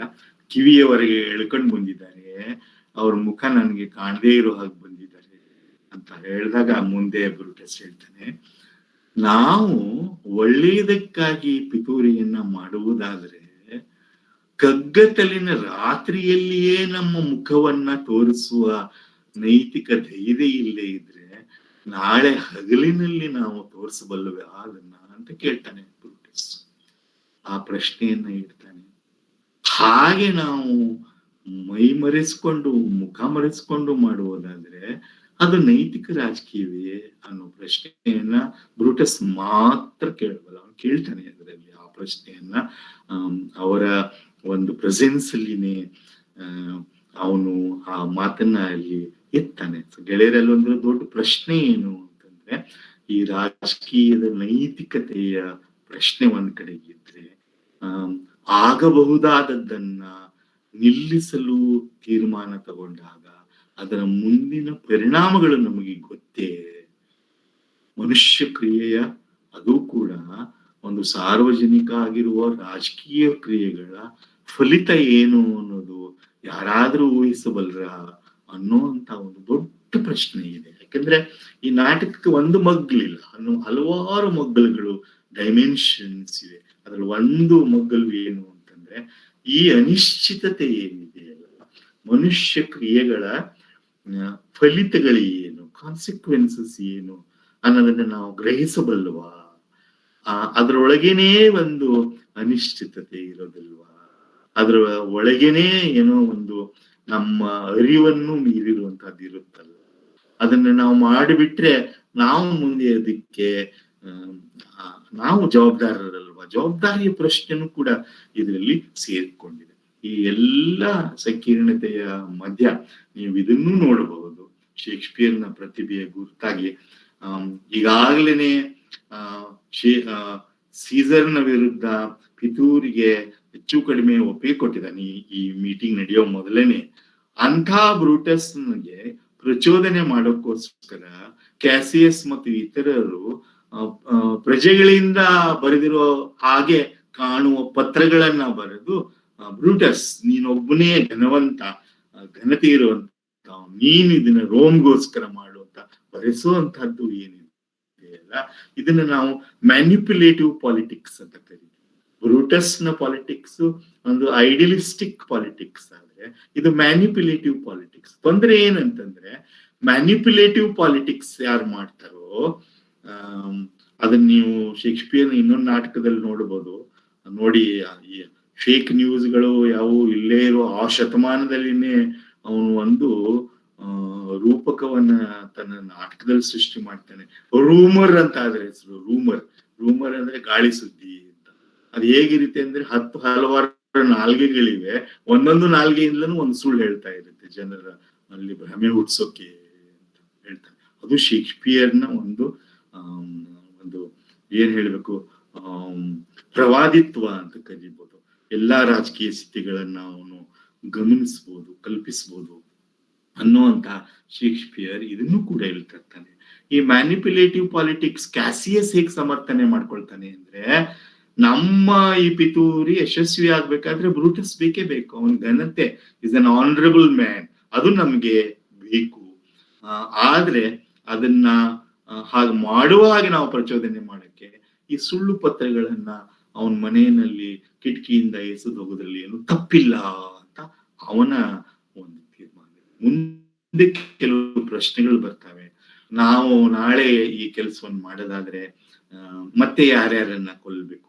ಅವಾಗ ಬ್ರೂಟಸ್ ಹೇಳ್ತಾನೆ, ಮತ್ತೆ ಅವನ ಮಾತನ್ನು ಗಮನಿಸಿ, ಭಾಷೆ ಗಮನಿಸಿ, ನಾವು ರೋಮ್ ಸಮಾಜವನ್ನ ಶುದ್ಧೀಕರಣ ಮಾಡುವ ಪರ್ಜ್ ಅಂದ್ರೆ ಶುದ್ಧೀಕರಣ ಮಾಡುವಂಥದ್ದು, ಪರ್ಜರ್ಸೇ ಹೊರತು ನಾವು ಕೊಲೆಗಡಕರಲ್ಲ ಅಂತ ಹೇಳ್ತಾನೆ. ಮತ್ತೆ ಇನ್ನೊಂದು ಸಾಲ ಅದನ್ನೇ ರಿಪೀಟ್ ಮಾಡ್ಕೊಂಡು ಏನ್ ಹೇಳ್ತಾನೆ ಅಂದ್ರೆ, ನಾವು ಆಂಟನಿಯನ್ನ ಸೀಸರ್ನ ಸಮರ್ಥಕ ಅಂತ ಕೊಲ್ಬಾರ್ದು, ಅವನು ಇರ್ಲಿ, ಅವನು ಬದುಕ್ಲಿ ಅಂತ ಬ್ರೂಟಸ್ ಯಾಕೆ ಹೇಳ್ತಾನೆ ಅಂದ್ರೆ, ನಾವು ಸ್ಯಾಕ್ರಿಫೈಸರ್ಸ್, ಒಂದು ದೊಡ್ಡ ಕಾರಣಕ್ಕೋಸ್ಕರ ಬಲಿ ಸ್ಯಾಕ್ರಿಫೈಸ್ ಕೊಡಕ್ ಬಂದಿರೋರೇ ಹೊರತು ನಾವು ಒಂದು ವೇಳೆ ಸೀಸರ್ನನ್ನ ನಾಳೆ ಕೊಲೆ ಮಾಡಿದ್ರೆ ಅವನು ಹೇಳ್ತಾನೆ ದೇವತೆಗಳಿಗೆ ಅರ್ಪಣೆ ಮಾಡುವ ಹಾಗೆ ಅವನನ್ನ ನಾವು ಇರಿಯಬೇಕೇ ಹೊರತು ಒಂದು ಯಾವುದೋ ಪ್ರಾಣಿಯ ವಧೆ ಮಾಡಿದ ಹಾಗೆ ನಾವು ಕೊಲೆ ಮಾಡಬಾರದು ಅಂತ ಹೇಳ್ತಾನೆ. ಇನ್ನೊಂದು ಮಾರ್ಮಿಕವಾದಂತಹ ಮಾತು ನನಗನ್ಸುತ್ತೆ, ಇಡೀ ನಾಟಕದ ಕೇಂದ್ರವಾಗಿರುವಂತದ್ದೇನು ಬ್ರೂಟಸ್ನ ಬಾಯಲ್ಲಿ ಬರುತ್ತೆ ಅಂತಂದ್ರೆ, ನಾವು ಕೊಲ್ಲಬೇಕಾಗಿರೋದು ಏನು? ದ ಸ್ಪಿರಿಟ್ ಆಫ್ ಸೀಸರ್, ಯಾವ್ದನ್ನ ನಾವು ಸೀಸರಿಸಮ್ ಅಂತ ಕರಿಬಹುದು, ಅದನ್ನ ನಾವು ಕೊಲ್ಲಬೇಕಾಗಿದೆ. ಆದ್ರೆ ಅದನ್ನ ನೇರವಾಗಿ ಕೊಲ್ಲಕ್ ಆಗದೆ ಇರೋದ್ರಿಂದ ಅವನ ದೇಹದ ಮೇಲೆ ನಾವು ಆಕ್ರಮಣ ಮಾಡಬೇಕಾಗಿದೆ. ಐ ವಿಶ್ ಅಂತಾನೆ ಅವನು. ಇದು ಸಾಧ್ಯ ಇದ್ರೆ ಅವನ ದೇಹವನ್ನ ಮುಟ್ಟದೆ ಅವನು ಯಾವುದನ್ನ ಪ್ರತಿನಿಧಿಸ್ತಾನೋ ಅದನ್ನ ಸೀಸರಿಸಮ್ ನಾವು ಕೊಲ್ಲಕ್ ಸಾಧ್ಯವಾಗಿದ್ರೆ ಎಷ್ಟು ಚೆನ್ನಾಗಿತ್ತು ಅಂತ ಹೇಳ್ತಾನೆ. ಇದು ಆ ನಾಟಕದ ಒಳಗೆ ಇರುವಂತಹ ಒಂದು ದ್ವಂದ್ವ. ಅನಂತರದ ಘಟನೆಗಳಲ್ಲಿ ಆ ಉದ್ವೇಗ, ಅಲ್ಲಿ ಬರುವಂತಹ ಅಪಶಕುನಗಳು, ಆ ರಾತ್ರಿ ನಡೆದಿರುವಂತಹ ಅಪಶಕುನಗಳು, ಇಲ್ಲಿ ಪೋರ್ಷ್ಯ ಅವಳು ಅನುಭವಿಸ್ತಾ ಇರುವಂತಹ ವಿಹ್ವಲತೆ, ಅಲ್ಲಿ ಕ್ಯಾಲಿಫರ್ನಿಯಾ ಕನಸಿನಲ್ಲಿನೇ ನಿದ್ದೆಯಲ್ಲಿನೇ ಅಯ್ಯೋ ಸೀಸರ್ನ ಕೊಲೆ ಮಾಡ್ತಿದ್ದಾರೆ ಅಂತ ಕೂಕ್ಕೊಳ್ಳುವಂಥದ್ದು, ಇದೆಲ್ಲವೂ ನಿರ್ಮಿಸಿರುವಂತಹ ಒಂದು ವಾತಾವರಣದಲ್ಲಿ ಸೀಸರ್ ಆ ಕೊನೆಯ ಹಂತದಲ್ಲೂ ಕೂಡ ನೀವು ಸೂಕ್ಷ್ಮವಾಗಿ ನೋಡಿದ್ರೆ ಒಂದು ಕೋರಿಕೆ ಏನ್ ಮಾಡಿದಾಗ ಸೀಸರ್ ಸರಿ ಅವನು ಒಂದು ತೀರ್ಮಾನ ತಗೊಂಡಿದ್ದಾನೆ, ಅದಕ್ಕೆ ಬದ್ಧನಾಗಿದ್ದಾನೆ. ಅಲ್ಲಿ ಬಂದಿರುವಂತ ಒಬ್ಬ ಪಿತೂರಿಗಾರರನ್ನ ಸಹೋದರರನ್ನ ನಾನು ದೇಶಭ್ರಷ್ಟನಾಗಿ ಮಾಡಿದ್ದೇನೆ, ವಾಪಸ್ ತಗೊಳ್ಳಲ್ಲ ಅಂತ ಹೇಳ್ತಿದ್ದಾನೆ ನಿಜ. ಆದ್ರೆ ಅಲ್ಲೂ ಕೂಡ ಅವನು ಮತ್ತೆ ಮತ್ತೆ ಹೇಳ್ಕೊಳ್ಳೋದೇನಂದ್ರೆ, ನಾನು ಒಬ್ಬ ಅಚಲ ಪರ್ವತದ ಹಾಗೆ, ನನ್ನ ನಿರ್ಧಾರವನ್ನ ಬದಲಿಸಿ ಯಾರಿಗೂ ಸಾಧ್ಯವಿಲ್ಲ, ಬಿಕಾಸ್ ಐ ಆಮ್ ಸೀಸರ್ ಅನ್ನುವಂಥ ಮಾತು. ಆ ಮಾತುಗಳನ್ನು ಕೇಳಿದಾಗ ಎಲ್ಲೋ ಬ್ರೂಟಸ್ ಮಾಡಿರೋ ತೀರ್ಮಾನ ತಪ್ಪಿರ್ಲಾರದು ಅನ್ನುವಂಥ ಭಾವನೆಯನ್ನು ಕೂಡ ನಮಗೆ ಬರುತ್ತೆ. ಗೆಳೆಯರೆ, ಮುಂದೆ ನಾವು ನಾಟಕದ ಒಂದು ಆ ದೊಡ್ಡ ಫೋರಂ ಸೀನ್ ಅಂತ ಏನ್ ಹೇಳ್ತೀವೋ, ಬ್ರೂಟಸ್ ಮಾಡಿರುವಂತ ಮೂರ್ಖ ನಿರ್ಧಾರದಿಂದಾಗಿ ಆ ಶವ ಸಂಸ್ಕಾರದ ಕೆಲಸವನ್ನ, ಜೂಲಿಯಸ್ ಸೀಸರ್ನ ಶವ ಸಂಸ್ಕಾರದ ಕೆಲಸವನ್ನ ಮಾರ್ಕ್ ಆಂಟನಿಗೆ ವಹಿಸಿಕೊಡಲಾಗಿದೆ. ಅವನು ಅಲ್ಲಿ ಬಂದು ನಿಂತ್ಕೊಂಡಾಗ ಬ್ರೂಟಸ್ ಮೊದಲು ಮಾತಾಡ್ತಾನೆ. ಇದು ಬಹಳ ಚರ್ಚಿತವಾಗಿದ್ರಿಂದ, ಚರ್ಚಿತ ಮಾತ್ರವಲ್ಲ, ಏನು ಚರ್ವಿತ ಚರ್ವಣ ಅಂತೀವಲ್ಲ, ಆಗಿರೋದ್ರಿಂದ ನಾನು ಅದ್ರ ಬಗ್ಗೆ ಮಾತಾಡಲೇ ಇಲ್ಲ, ನಿಮ್ಮೆಲ್ಲರಿಗೂ ಗೊತ್ತಿರುವಂತದ್ದು. ನಾನು ಇಲ್ಲಿ ಕೇಳ್ಬೇಕಾಗಿರುವಂತದ್ದು, ಬ್ರೂಟಸ್ ಮಾತನಾಡಿದಾಗ ಹೌದು ಸೀಸರ್ನನ್ನ ನಾವು ಮುಗಿಸ್ಬೇಕಾಗಿದ್ದು ಸರಿ ಇತ್ತು ಅಂತ ಅಲ್ಲಿರೋ ಪ್ಲೀಬಿಯನ್ಸ್ ಎಲ್ಲ, ಸಾಮಾನ್ಯರೆಲ್ಲರೂ ಬಹಳ ಭಾವುಕವಾಗಿ ಹೇಳ್ತಾರೆ. ಮತ್ತು ಅತ್ಯಂತ ವ್ಯಂಗ್ಯ, ಇಡೀ ನಾಟಕದಲ್ಲಿರೋ ಬಲವಾದ ವ್ಯಂಗ್ಯವನ್ನ ನೀವು ಕೇಳ್ತಾನೆ ಹೋಗ್ಬೇಕು, ಕಿವಿಯಿಂದ ನೋಡ್ತಾನೆ ಹೋಗ್ಬೇಕು. ಆ ನಾಟಕದಲ್ಲಿ ಅವನು ಏನ್ ಹೇಳಿದಾನೆ ಬ್ರೂಟಸ್ ಅಂದ್ರೆ, not that I did not love Brutus but I loved Rome more ಅಂತ ಹೇಳಿದ್ದಾನೆ. ಆದ್ದರಿಂದ ನಾನು ಅವನನ್ನ ಕೊಲೆ ಮಾಡೋದ್ರಲ್ಲಿ ಭಾಗವಹಿಸಿದೆ ಅಂದಾಗ ಅದನ್ನು ಒಪ್ಪಿ ಅವನ ಬಗ್ಗೆ ಜಯಕಾರ ಹೇಳುವಂತವ್ರು ಲೆಟ್ ಹಿಮ್ ಬಿ ಸೀಸರ್ ಅಂತಾರೆ. ಲೆಕ್ಕಿಂಬಿ ಸೀಸರ್.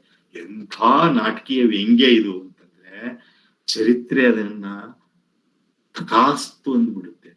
ಯಾಕೆಂದ್ರೆ ಬ್ರೂಟಸ್ ಮತ್ತು ಕ್ಯಾಸಿಯಸ್ ಇವರು ಸತ್ತು ಹೋದ ಮೇಲೆ ಅಧಿಕಾರಕ್ಕೆ ಬರುವಂತವನು ಅತ್ಯಂತ ಲೋಲುಪನಾದಂತ ಮಾರ್ಕ್ ಆಂಟನಿ ಮತ್ತು ಆಂಟನಿನ ಮುಗಿಸಿ ಜೂಲಿಯಸ್ ಸೀಸರ್ಗಿಂತಲೂ ದೊಡ್ಡ ಒಬ್ಬ ಸರ್ವಾಧಿಕಾರಿ, ಒಬ್ಬ ರಾಜ, ದೊರೆ, ಎಂಪರರ್ ಆದಂತ ಆಕ್ಟಿವಿಯಸ್ ಯಾರು ಆಂಟನಿಯ ಜೊತೆಗೆ ಸೇರ್ಕೊಳ್ತಾನೋ ಪಿತೂರಿಗಾರರ ಸೋಲಿನ ನಂತರ, ಅವನು ಮುಂದೆ ಅಗಸ್ಟಸ್ ಅಂತ.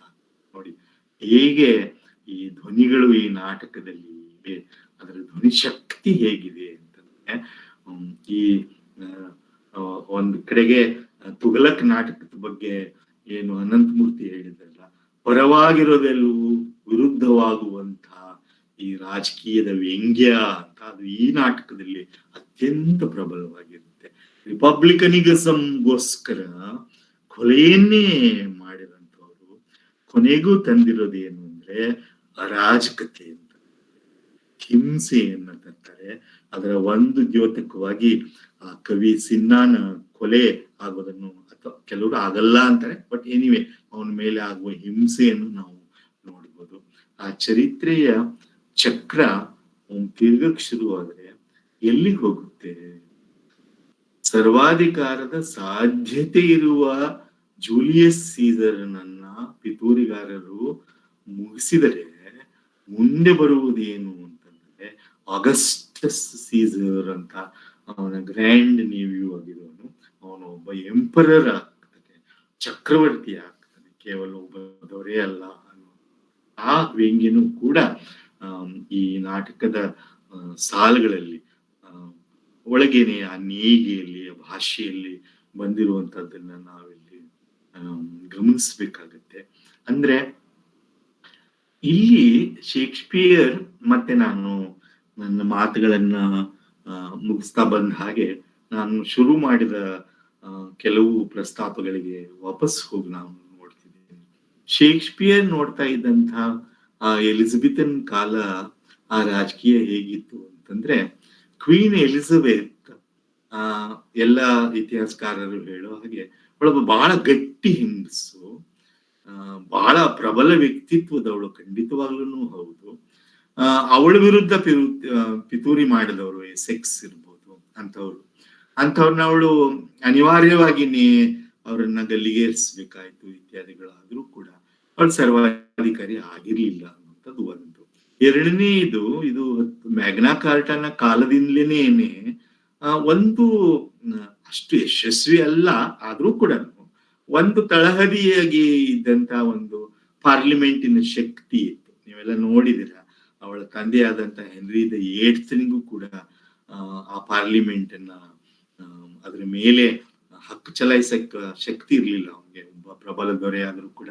ಅವಳ ನಂತರ ಬಂದಂತ ಜೇಮ್ಸ್ ದ ಫಸ್ಟ್ನಿಗೂ ಕೂಡ ಸಾಧ್ಯ ಆಗಿರ್ಲಿಲ್ಲ ಅದು.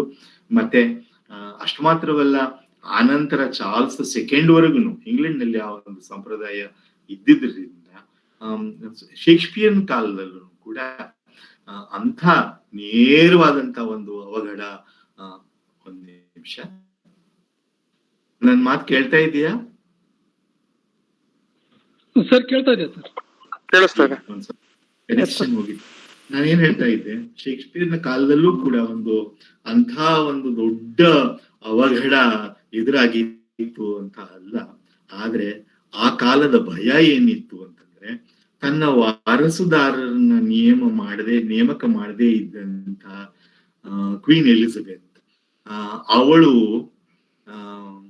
ತೀರಿ ಹೋದ್ಮೇಲೆ, ಹೊರಟು ಹೋದ್ಮೇಲೆ ಹುಟ್ಟಬಹುದಾದಂತ ಅರಾಜಕತೆಗಳು ಏನಿರಬಹುದು ಅಂತ, ಅದಕ್ಕೆ ಶೇಕ್ಸ್ಪಿಯರ್ ವಾಪಸ್ ಹೋಗಿ ತನ್ನ ಬೇರೆ ಬೇರೆ ದೇಶಗಳ ಇತಿಹಾಸಗಳಿಗೆ ವಾಪಸ್ ಹೋಗಿ ಅವುಗಳನ್ನ ಅವನು ಶೋಧನೆ ಮಾಡ್ತಾನೇ ಹೋದ.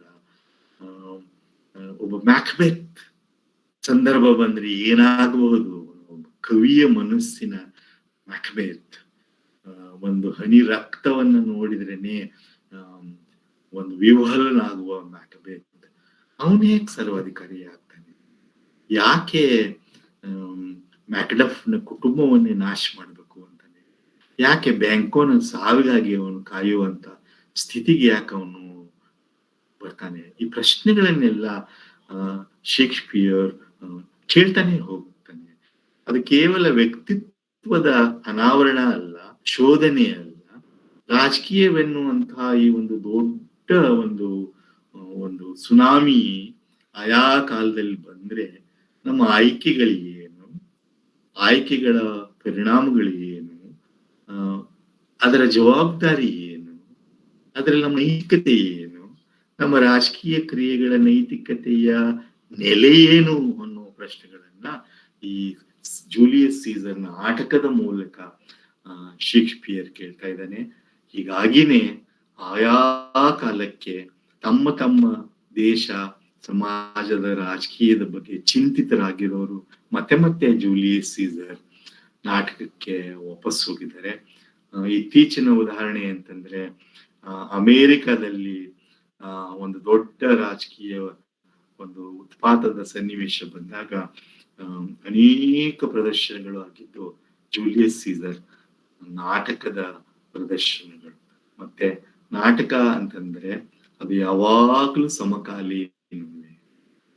ಪ್ರತಿ ಪ್ರೇಕ್ಷಕನು, ಪ್ರತಿ ಓದುಗನು ತನ್ನ ಯುಗ ಧರ್ಮದ ತಕ್ಕ ಹಾಗೆ ಆ ನಾಟಕಕ್ಕೆ ಅರ್ಥ ಕೊಡುವುದು, ಅರ್ಥ ಶೋಧನೆ ಮಾಡುವುದು ಅದು ಅವನ ಹಕ್ಕು ಮತ್ತು ನಾಟಕದ ಒಂದು ಶ್ರೇಷ್ಠ ಗುಣ ಅಂತ ನಾವು ಅಂದ್ಕೊಂಡು ಈ ಜೂಲಿಯಸ್ ಸೀಸರ್ ನಾಟಕವನ್ನ ಹಲವಾರು ರೀತಿಯಲ್ಲಿ ನಾವು ಶೋಧಿಸಬಹುದಾಗಿದೆ. ನಾನು ಒಂದು ಮಗ್ಗಲನ್ನು ಮಾತ್ರ ನಿಮ್ಮೆದುರಿಗೆ ಈ ನನಗೆ ಕೊಟ್ಟಿರೋ 60 ನಿಮಿಷದ ಸಮಯದಲ್ಲಿ ನಿಮ್ಮೆದುರಿಗೆ ಇಟ್ಟಿದ್ದೀನಿ. ಗೆಳೆಯರೆ, ಪ್ರಶ್ನೆಗಳ ಏನಾದ್ರೂ ಇದ್ರೆ ನಾನು ಖಂಡಿತವಾಗಲೂ ಸಂತೋಷವಾಗಿ ಚರ್ಚೆಯಲ್ಲಿ ಭಾಗವಹಿಸ್ತಾ ಇದ್ದೀನಿ. ಧನ್ಯವಾದಗಳು ಸರ್. ಪ್ರಕಾಶ್, ಹಲೋ ಹೇಳಿ ಸರ್. ಒಂದ್ ನಿಮಿಷ ಗದ್ದಿಗೇಶ್ ಸರ್, ಒಂದ್ ನಿಮಿಷ. ಈಗ ನಮ್ಮ ಧಾರವಾಡ ಕಟ್ಟೆಯ ಅಧ್ಯಕ್ಷರಾದ ಪ್ರೊಫೆಸರ್ ಬಸವರಾಜ ಡೋಣೂರ್ ಸರ್ ಕೆಲವೊಂದು ಮಾತುಗಳನ್ನು ಆಡ್ತಾರೆ. ಆ ನಂತರದಲ್ಲಿ ಪ್ರಶ್ನೆ ಮತ್ತು ಚರ್ಚೆಯನ್ನು ಕೈಗೆತ್ತಿಕೊಳ್ಳಲಾಗುವುದು. ಈಗ ಧ್ವನಿ ಪ್ರೊಫೆಸರ್ ಡೋಣೂರ್ ಗುರುಗಳದ್ದು ಸರ್, ಪ್ಲೀಸ್. ಎಲ್ಲರಿಗೂ ನಮಸ್ಕಾರ. ನಾವು ಇಲ್ಲಿಯವರೆಗೆ ಒಂದು ಅದ್ಭುತವಾದ ಉಪನ್ಯಾಸವನ್ನ ಕೇಳಿದ್ದೇವೆ. ಪ್ರೊಫೆಸರ್ ರಾಜೇಂದ್ರ ಚೆಲ್ಲಿ ಅವರು ಜೂಲಿಯಸ್ ಸೀಸರ್ ನಾಟಕವನ್ನ ನೆಪವಾಗಿಟ್ಟುಕೊಂಡು ಶೇಕ್ಸ್ಪಿಯರ್ನ ಪ್ರತಿಭೆಯ ಬಗೆಗೆ, ಅವನ ಸಾಮರ್ಥ್ಯದ ಬಗೆಗೆ, 16ನೇ ಶತಮಾನದ ಯುಗ ಧರ್ಮದ ಬಗೆಗೆ, ಅವನ ಸಾರ್ವಕಾಲಿಕತೆ ಬಗೆಗೆ ಬಹಳ ಮಹತ್ವದ ಮಾತುಗಳನ್ನು ಆಡಿದರು ಮತ್ತು ಒಳನೋಟಗಳನ್ನ ಬೀರಿದರು. ಅವರ ಮಾತಿಗೆ ಪೂರಕವಾಗಿ ಮಾತನಾಡುವಷ್ಟು ಪ್ರತಿಭೆ ನನ್ನದಿಲ್ಲ.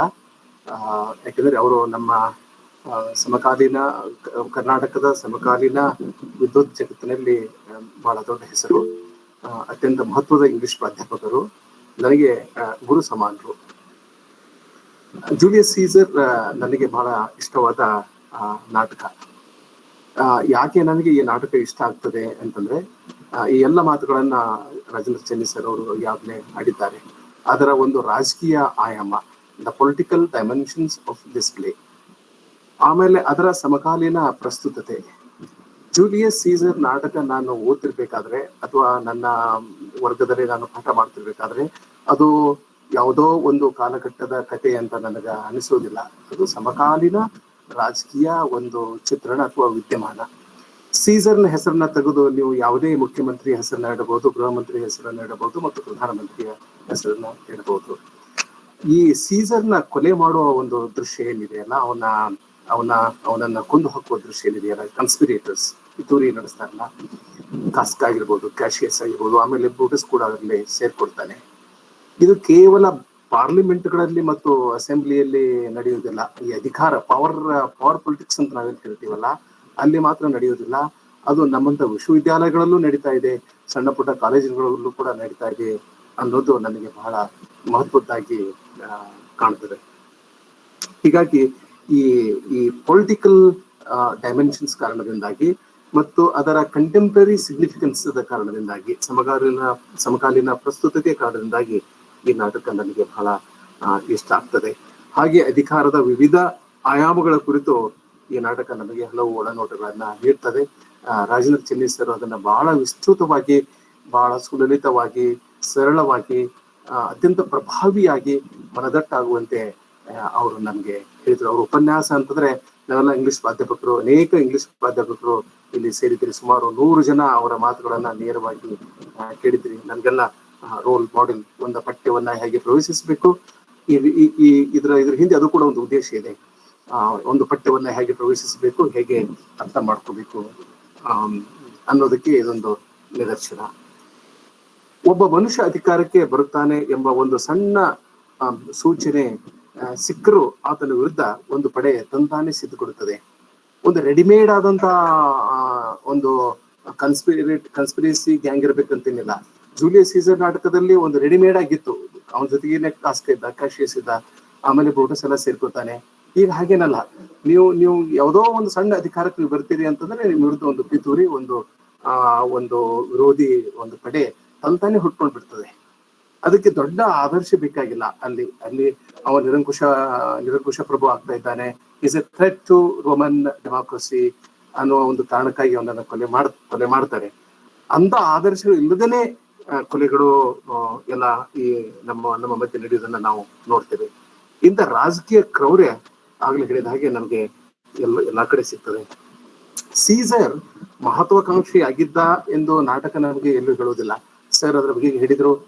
ಬ್ರೂಟಸ್ ಅವನನ್ನ ಯಾಕೆ ಕೊಲ್ಬೇಕಾಯ್ತು ಅನ್ನೋದ್ರ ಬಗ್ಗೆ ಅವರು ಸ್ಪಷ್ಟವಾಗಿ ಹೇಳಿದ್ರು. ಆದ್ರೆ ನಾಟಕ ನಮಗೆ ದಟ್ ಹಿ ಈಸ್ ಅಂಬಿಷಿಯಸ್ ಅಂತ ಪ್ರೂವ್ ಆಗೋದಿಲ್ಲ. ಇವನು ನಾಳೆ ಥ್ರೆಟ್ ಆಗ್ಬಹುದು ಅನ್ನೋ ಕಾರಣಕ್ಕಾಗಿ ಇವತ್ತು ಕೊಲೆ ಮಾಡೋದಿದೆಯಲ್ಲ, ಇದಕ್ಕೆ ಯಾವ ತರ್ಕ ಮತ್ತು ಜಸ್ಟಿಫಿಕೇಶನ್ ಇದೆ ಅಂತ ನನಗೆ ಅನಿಸೋದಿಲ್ಲ. ಸೀಸರ್ ನಲ್ಲಿ ಒಂದು ಅಭಿಮಾನ ಇರ್ತದೆ, ಒಂದು ಸ್ವಲ್ಪ ಗರ್ವ, ದುರಹಂಕಾರ ಇರ್ತದೆ ಅಂತ ಅನ್ಬೋದು. I am as constant as northern star ಅನ್ನೋ ಮಾತಿನಲ್ಲಿ, ಅಥವಾ cowards die many a time before their death ಅನ್ನೋದಾಗ್ಲಿ, ಅಥವಾ ಬೇರೆ ಬೇರೆ ಸಂದರ್ಭದಲ್ಲಿ ಅದನ್ನ ನಾವು ಅವನು ತೋರ್ಪಡಿಸ್ಕೊಳ್ತಾನೆ. ಆಮೇಲೆ ಇವತ್ತು ನಾವು ನಮ್ಮ ಚಾರಿತ್ರ್ಯವಧಿ ಅನ್ನೋದು ಸಮಕಾಲೀನ ರಾಜಕೀಯದ ಒಂದು ಕ್ರೌರ್ಯ ಅಲ್ಲ, ಇದೊಂದು ಅನೈತಿಕ ಕ್ರಿಯೆ. ಇದು ಶಿಕ್ಷಣ ಸಂಸ್ಥೆಗಳಲ್ಲೂ ಇದೆ. ಚಾರಿತ್ರ್ಯವಧೆ ಮಾಡೋದು, ಅನಾಮಧೇಯ ಪತ್ರಗಳ ಬಗೆಗೆ ಸರ್ ಅದನ್ನ ಮೆನ್ಷನ್ ಮಾಡಿದ್ರು. Mostly Shakespeare is the first playwright to have used this anonymous letters. ಅದರಲ್ಲಿ ಬರ್ತದೆ ಜೂಲಿಯಸ್ ಸೀಸರ್ ನಾಟಕದಲ್ಲಿ ಎನಾನಿಮಸ್ ಪತ್ರವನ್ನ, ನಾಮಧೇಯ ಪತ್ರಗಳನ್ನ ಬರೆಯುವುದು ಅನ್ನೋದು ಈಗ ಅದು ಫ್ಯಾಷನ್ ಆಗಿಬಿಟ್ಟಿದೆ. ಈ ಎಲ್ಲ ಕಾರಣಗಳಿಗಾಗಿ ನನಗೆ ಇದು ಬಹಳ ಮಹತ್ವ ಅನಿಸ್ತದೆ. ಇನ್ನು ಒಂದು ಮಾತನ್ನ ಹೇಳ್ತೀನಿ, ಆಮೇಲೆ ಚರ್ಚೆಯನ್ನು ಮಾಡೋಣ ಸರ್ ಜೊತೆ. ಸತ್ಯದ ಮೇಲೆ ಪ್ರಹಾರ ಮಾಡಿದರೆ ಅದರಿಂದ ಉಂಟಾಗುವ ಪರಿಣಾಮಗಳಿಂದ ಬಿಡುಗಡೆ ಇಲ್ಲ. ಇದನ್ನ ನಾವೆಲ್ಲ ಅರ್ಥ ಮಾಡ್ಕೋಬೇಕು ಮತ್ತು ಈ ನಾಟಕದಿಂದ ನಾವು ಕಲಿಬೇಕು.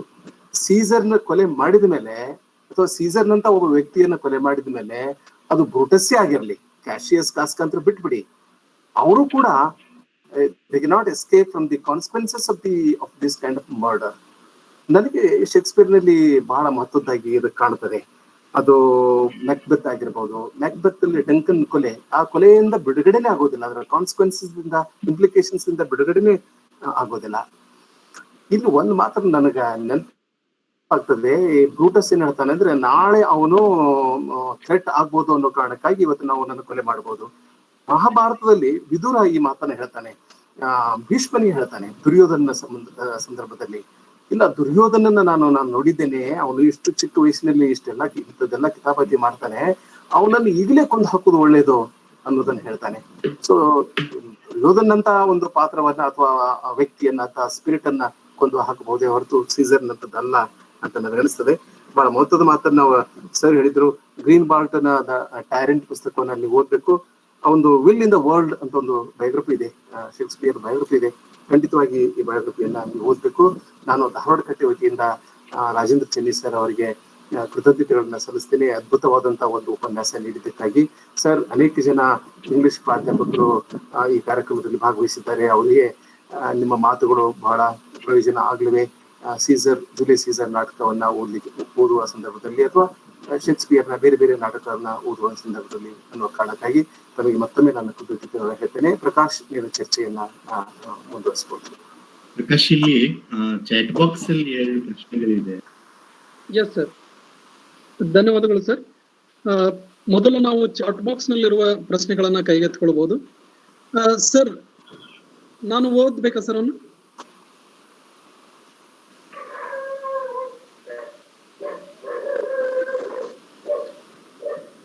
ಸರ್,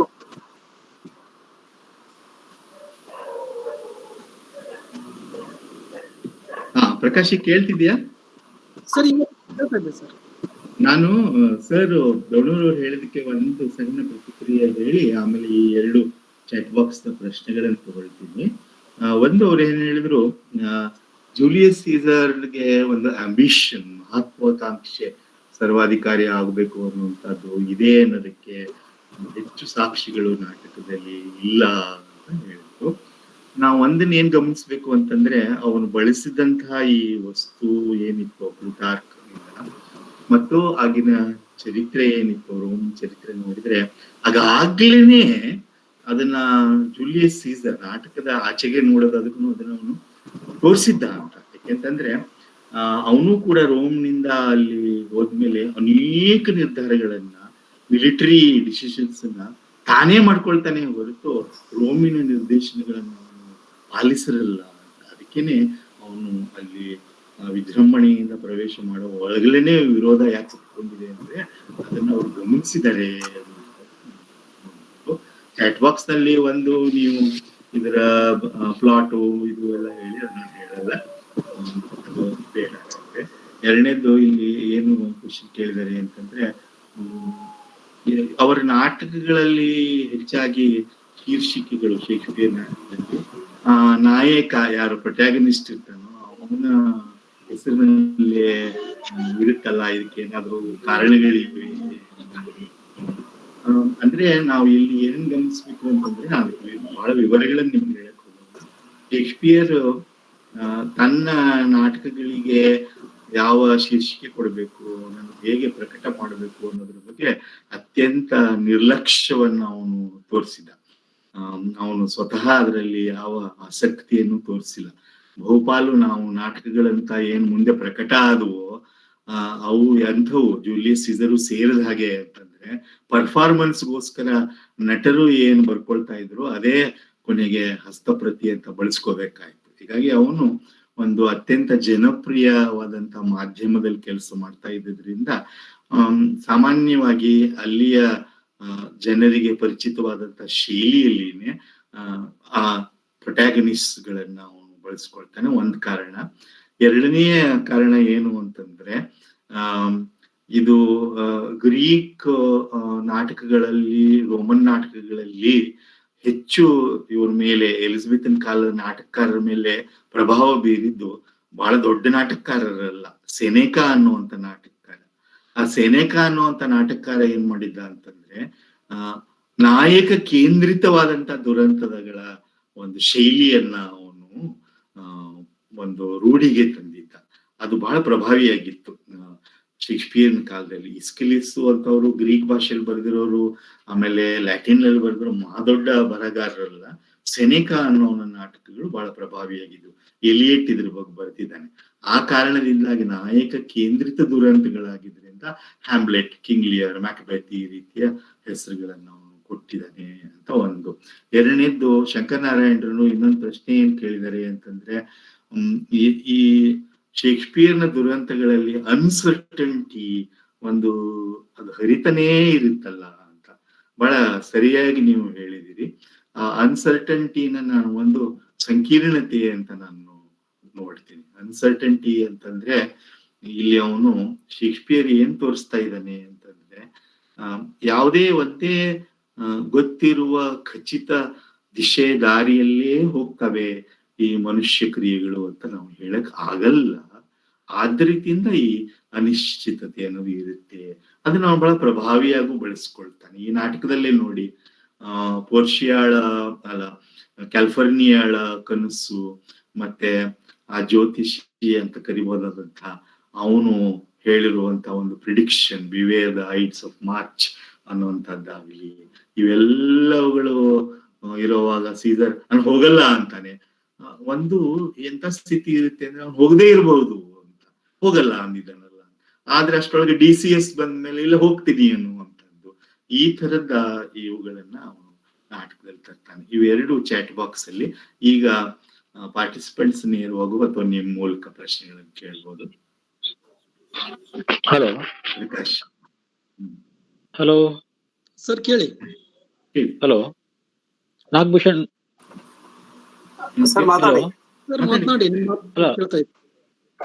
ನಾಗಭೂಷಣ್ ಮಾತಾಡ್ಬೋದಾ? ಸರ್ ಮಾತನಾಡಿ. ಓಕೆ ಸರ್, ನಮಸ್ಕಾರ. ನಾಗಭೂಷಣ್ ಸರ್, ಶಿವಮೊಗ್ಗದಿಂದ. ಹೇಳಿ. ನಾ ಬಹಳ ಒಂದು ಒಳ್ಳೆಯ ಒಂದು ಪ್ರೆಸೆಂಟೇಷನ್ಗೆ ಧನ್ಯವಾದಗಳು.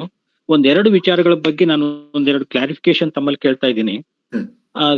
ಬ್ರೂಟಸ್ ಸೀಸರ್ನ ಕೊಲೆ ಮಾಡುವಾಗ ಅವನಿಗಿದ್ದಂತ ದ್ವಂದ್ವ ಅಂತ ಹೇಳಿದರೆ, ಸ್ಪಿರಿಟ್ ಆಫ್ ಸೀಸರ್ನ ನಾನು ಕೊಲೆ ಮಾಡಬೇಕೇ ಹೊರತು not the body of Caesar ಅಂತ ಹೇಳ್ತಾನೆ ಅವನು. ಆದ್ರೆ ಕಡೆಗೆ ಸ್ಪಿರಿಟ್ ಅನ್ನ ಕೊಲೆ ಮಾಡ್ಲಿಕ್ಕೆ ಇನ್ನೆವಿಟಬಲ್ ಆಗಿ ನಾನು ಅವನ ದೇಹವನ್ನು ಕೂಡ ನಾನು ಕೊಲೆ ಮಾಡ್ಲೇಬೇಕಾಗಿದೆ. ಹಾಗಾಗಿ ಅಂತಿಮವಾಗಿ ಅವನ ತೀರ್ಮಾನ ಹಿ ಅಸ್ಸಾಸಿನೇಟ್ಸ್ ಸೀಸರ್. ತಮ್ಮ ಮಾತಲ್ಲಿ ಅದು ಮುಂದುವರಿತಾ ತಾವು ಹೇಳಿದ್ರಿ ದಟ್ ಈಸ್ ಜಸ್ಟಿಫೈಡ್ ಅಂತ. ಅವನೊಂದು ದೊಡ್ಡ ತ್ಯಾಗ ಮಾಡಿದಾನೆ, ತನ್ನ ಸ್ನೇಹಿತನನ್ನೇ ಅವನು ತ್ಯಾಗ ಮಾಡಿದಾನೆ. ಹೀಸ್ ಎ ಪರ್ಜರ್, ಹೀಸ್ ಎ ಸ್ಯಾಕ್ರಿಫೈಸರ್ ಅನ್ನುವಂಥದ್ದು. ಇದನ್ನ ಚೂರು ನಾವು ಮುಂದುವರಿಸೋದಾದ್ರೆ, ಇತ್ತೀಚಿನ ನಮ್ಮ ಸಮಾಜದಲ್ಲಿ ಕೆಲವೊಂದು ಏನು ಬರ್ಬರವಾಗಿ ಹತ್ಯೆಗಳು ನಡೀತಾ ಇದೆ, ಅವರೆಲ್ಲರೂ ಕೂಡ they are against the spirit of those persons, but inevitably they are murdering. ಬಹುಶಃ ನನ್ನ ತಲೆ ಒಳಗೆ ಯಾರಿದ್ದಾರೆ ಅನ್ನೋ ನಿಮ್ಮ ಗಮನದಲ್ಲಿದೆ ಅಂತ ಅನ್ಕೊಳ್ತೀರಿ. ಇತ್ತೀಚಿನ ದಿನಗಳಲ್ಲಿ ಆಗಿರುವಂತ ಒಂದು 2-3 ಬರ್ಬರವಾಗಿರುವಂತ ಹತ್ಯೆಗಳು. ಅದನ್ನ ನಾವು ಬ್ರೂಟಸ್ ನ ಮಾಡೆಲ್ ಅನ್ನ ಇಟ್ಕೊಂಡು ನಾವು ಅದನ್ನ ಜಸ್ಟಿಫೈ ಮಾಡಬಹುದಾ ಅನ್ನುವಂಥದ್ದು ಒಂದು. ಇನ್ನೊಂದು ಈ ಪ್ರಶ್ನೆಗೆ ಉತ್ತರ ಕೊಟ್ಬಿಡ್ತೀನಿ ನಾಗಭೂಷಣ್. ಆಯ್ತು ಸರ್, ಆಯ್ತು. Okay sir, okay. ಏನು ಅಂದ್ರೆ ಇದು ಬ್ರೂಟಸ್ ನ ಸ್ವಸಮರ್ಥನೆ. ಇದು ನಾವು ನೆನಪಲ್ಲಿ ಇಟ್ಕೋಬೇಕು. ಶೇಕ್ಸ್ಪಿಯರ್ ಕೊಡ್ತಾ ಇರೋ ಸಮರ್ಥನೆ ಅಲ್ಲ, ಇದು ಬ್ರೂಟಸ್ ನ ಸ್ವಸಮರ್ಥನೆ. ಅದು ಆ ಸ್ವಸಮರ್ಥನೆಯು ಕೂಡ ಅವನಿಗೆ ಒಂದು ದ್ವಂದ್ವದ ರೂಪದಲ್ಲಿ ಬರುತ್ತೆ ಹೊರತು ಬಹಳ ಖಚಿತವಾಗಿ ಏನು ಅವನಿಗೆ ಬಂದಿಲ್ಲ. ಅವನೇನು ತನ್ನ ಸಮರ್ಥನೆಯನ್ನು ಮಾಡ್ಕೊಳ್ತಾನೋ, ಸೀಸರ್ ಪ್ರತಿನಿಧಿಸುವ ತತ್ವ ಸೀಸರಿಸಂನ ನಾನು ಮುಗಿಸ್ಬೇಕು ಅಂದ್ರೆ ಅನಿವಾರ್ಯವಾಗಿ ಅವನನ್ನ ಶರೀರವನ್ನು ನಾನು ಕೊಲೆ ಮಾಡ್ಬೇಕಾಗತ್ತೆ ಅನ್ನುವಂಥದ್ದು ಬ್ರೂಟಸ್ ತನಗೆ ಹೇಳ್ಕೊಳ್ಳುವ ಸ್ವಸಮರ್ಥನೆ. ಅದನ್ನ ಅವನು ಒಂದು ತತ್ವವಾಗಿ ನಂಬಿಕೊಂಡಿದ್ದಾನೆ ಹೊರತು ಅದು ಸಮರ್ಥನೆ ಅಲ್ಲ ಅನ್ನೋದನ್ನ ಅವನ ನೆನಪಲ್ಲಿ ಇಟ್ಕೋಬೇಕು. ಅದು ಶೇಕ್ಸ್ಪಿಯರ್ನ ಸಮರ್ಥನೆ ಅನ್ಕೋ ಖಂಡಿತ ಅಲ್ಲ ಅದು ಅಂತ ನಮ್ಗೆ ಬಹಳ ಸ್ಪಷ್ಟವಾಗಿ ಕಾಣುತ್ತೆ. ಯಾಕೆಂದ್ರೆ ಶೇಕ್ಸ್ಪಿಯರ್ ತೋರಿಸೋ ಹಾಗೆ ಇದಾಗಲೇ ಕಲುಷಿತ ಆಗ್ಬಿಟ್ಟಿದೆ ಅಲ್ಲ. ಈ ಒಂದು ಪ್ಯೂರ್ ಆದಂತಹ ಒಂದು ಪೊಲಿಟಿಕಲ್ ಥಿಂಕಿಂಗ್ ಅದು ಇಲ್ಲ. ಯಾಕಂದ್ರೆ ಉಳಿದವರಲ್ಲಿ ಇಲ್ವೇ ಇಲ್ಲ. ಅದು ಕ್ಯಾಸಿಯಸ್ ನಲ್ಲಿ ಇಲ್ಲ, ಕಾಸ್ಕನ್ ನಲ್ಲಿ ಇಲ್ಲ, ಯಾರಲ್ಲೂ ಇಲ್ವಲ್ಲ. ಅದನ್ನ ಅವನು ನಮ್ಗೆ ತೋರಿಸ್ತಾನೆ. ಮತ್ತೆ ನಾವು ಏನನ್ನ ನೋಡ್ಬೇಕು ಅಂತಂದ್ರೆ, ಇದು ಒಂದು ಮ್ಯಾನಿಪ್ಯುಲೇಟಿವ್ ಪಾಲಿಟಿಕ್ಸ್ ಅಂತ ಏನ್ ಹೇಳಿದ್ನು, ಯಾವುದು ಗಾಂಧಿಯನ್ ಪಾಲಿಟಿಕ್ಸ್ ಅಲ್ವೋ ಅದ್ರ ಬಗ್ಗೆ ನಾವು ಒಂದು ಗಮನದಲ್ಲಿ ಇಟ್ಕೋಬೇಕು. ಎಂಡ್ಸ್ ಜಸ್ಟಿಫೈ ದ ಮೀನ್ಸ್ ಅಂತ ಆ ಒಂದು ಸಮರ್ಥನೆ ಅದು ಬಹಳ ಕಷ್ಟ. ಅದು ಅದರ ನೈತಿಕತೆಯನ್ನು ನಾವು ಒಪ್ಪಕ್ ಆಗಲ್ಲ. ಎಂಡ್ಸ್ ಜಸ್ಟಿಫೈ ದ ಮೀನ್ಸ್ ಅಂತ ನೀವು ಯಾವ ಸಾಧನ ಬಳಸ್ಕೊಳ್ತೀರಿ ಮುಖ್ಯ ಅಲ್ಲ, ಕೊನೆಗೆ ಅದಾಗ್ಬೇಕು ಅನ್ನೋ ಅದು ಆ ಹಿಂಸೆಯ ಪರ್ವಕ್ಕೇನೆ ಅದು ಈಡ್ ಮಾಡುತ್ತೆ. ಅದು ಅದರಿಂದ ಆಗ್ಲೇ ಡೋನರ್ ಹೇಳ್ದಂಗೆ ಮುಕ್ತಿ ಸಿಗುತ್ತಾ ಅನ್ನೋದೇ ಅನುಮಾನ. ಅದು ಸ್ಪಷ್ಟವಾಗಿ ಆ ಲೆಕ್ಕದಲ್ಲಿ ಬ್ರೂಟಸ್ ನ we can't justify. No we cannot being readers. ಇನ್ನೊಂದು ಹೇಳಿ, ಎರಡನೇ ಪ್ರಶ್ನೆ. ಹಲೋ ಸರ್, ಇನ್ನೊಂದು ಪ್ಲೀಬಿಯನ್ಸ್ ಬಗ್ಗೆ ತಾವು ಮಾತಾಡ್ತಾ ಹೇಳಿದ್ರಿ. Has Shakespeare wrongly pictured the Romans? ಯಾಕಂದ್ರೆ ಅವ್ರದ್ದೇ ಆದಂತ ಕೆಲವೊಂದು ರಾಜಕೀಯ ನಿಲುವುಗಳು ಇಲ್ವಾ? ಹಾಗಿದ್ರೆ ಅಲ್ಲಿ ಬರುವಂತವರೆಲ್ಲ ಕೂಡ ಸಬಾಲ್ಟರ್ನ್ ಹಂತದಿಂದ ಬಂದಂತವ್ರು, ಅವ್ರಿಗೆ ಆದಂತ ನಿಲುವುಗಳು ಇಲ್ವಾ ಅನ್ನುವಂಥದ್ದು ಒಂದು ಪ್ರಶ್ನೆಯನ್ನ ತಾವು ಎತ್ತಿದ್ರಿ. ಬಹುಶಃ ಅದು ಖಂಡಿತವಾಗಿ ನನಗನ್ಸೋದು Shakespeare has rightly represented the Romans ಅಂತ, ಆರ್ಡಿನರಿ ಮಾಬ್ ಅಂತ. ಅವರು ಇವತ್ತೂ ಕೂಡ ನಾವು ನೋಡ್ತಾ ಇರೋದು ರಾಜಕೀಯ ಪರಿಸ್ಥಿತಿನಲ್ಲಿ we are carried away. Yes, ಹೇಳಿ, ಮುಂದುವರಿಸಿ.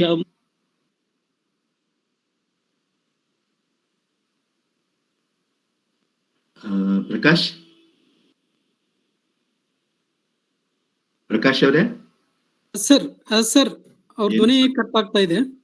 ಕನೆಕ್ಷನ್ ನಾವು ಮತ್ತೆ ಅವರನ್ನ ಸಂಪರ್ಕಿಸಬಹುದು ಸರ್.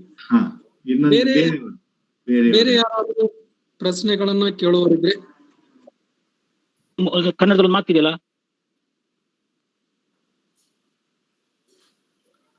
ಮೂರ್ ಕೊಟ್ರೆ ಮಾವನ್ ನಾಗಭೂಷಣ್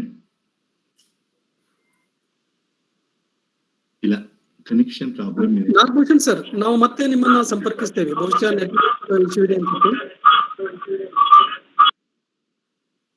ಮತ್ತೆ ಯಾರಾದ್ರೂ ತಮ್ಮ ಪ್ರಶ್ನೆಗಳನ್ನ ಕೇಳುವವರಿದ್ರೆ ಗುರುಗಳ ಜೊತೆ ನೇರ ಸಂವಾದವನ್ನು ಮಾಡಬಹುದು.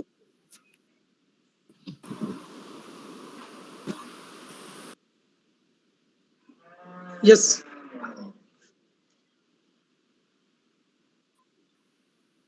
ಮತ್ತೆ ಬೇರೆ ಯಾರಾದ್ರೂ ಮಾತನಾಡಬಹುದು. ಪ್ರಕಾಶ್, ಅನೇಕ ಜನ ಸಂಶೋಧನಾ ವಿದ್ಯಾರ್ಥಿಗಳಿದ್ದಾರೆ, ಯುವ ಪ್ರಾಧ್ಯಾಪಕರು ನಿನ್ನ ಹಾಗೆ ಬಹಳ ಜನ ಇದ್ದಾರೆ. ಸರ್ ಜೊತೆ ಇಂಟ್ರಾಕ್ಟ್ ಮಾಡ್ಲಿಕ್ಕೆ ಹೇಳಿ, ಸಮಯ ಇದು ಇದೆ. ದಯವಿಟ್ಟು ಮಾತನಾಡಿ. ಯಾರಾದ್ರೂ ಪ್ರಶ್ನೆಗಳನ್ನ ಕೇಳೋರಿದ್ರೆ ಅನೇಕ ವಿದ್ವಾಂಸರಿದ್ದಾರೆ, ಪ್ರೊಫೆಸರ್ಸ್ ಇದ್ದಾರೆ. ವಿಕ್ರಮ್ ವಿಸಾಜಿ ಸರ್ ಇದ್ದಾರೆ. Vikram sir, am I audible now? Yes, you are audible. Hello, Nagabhushan ಮಾತಾಡೋದು. ಹೇಳಿ. ನಾಗಭೂಷಣ್ ಕೇಳ್ಬೋದಾ? ಸರ್, ಈಗ ಅದು ಮಾಬ್ ಬಗ್ಗೆ ಒಂದು ಪ್ರಶ್ನೆ ಸರ್. ತಾವು ಮಾತಾಡ್ತಾ ಹೇಳಿದ್ರಿ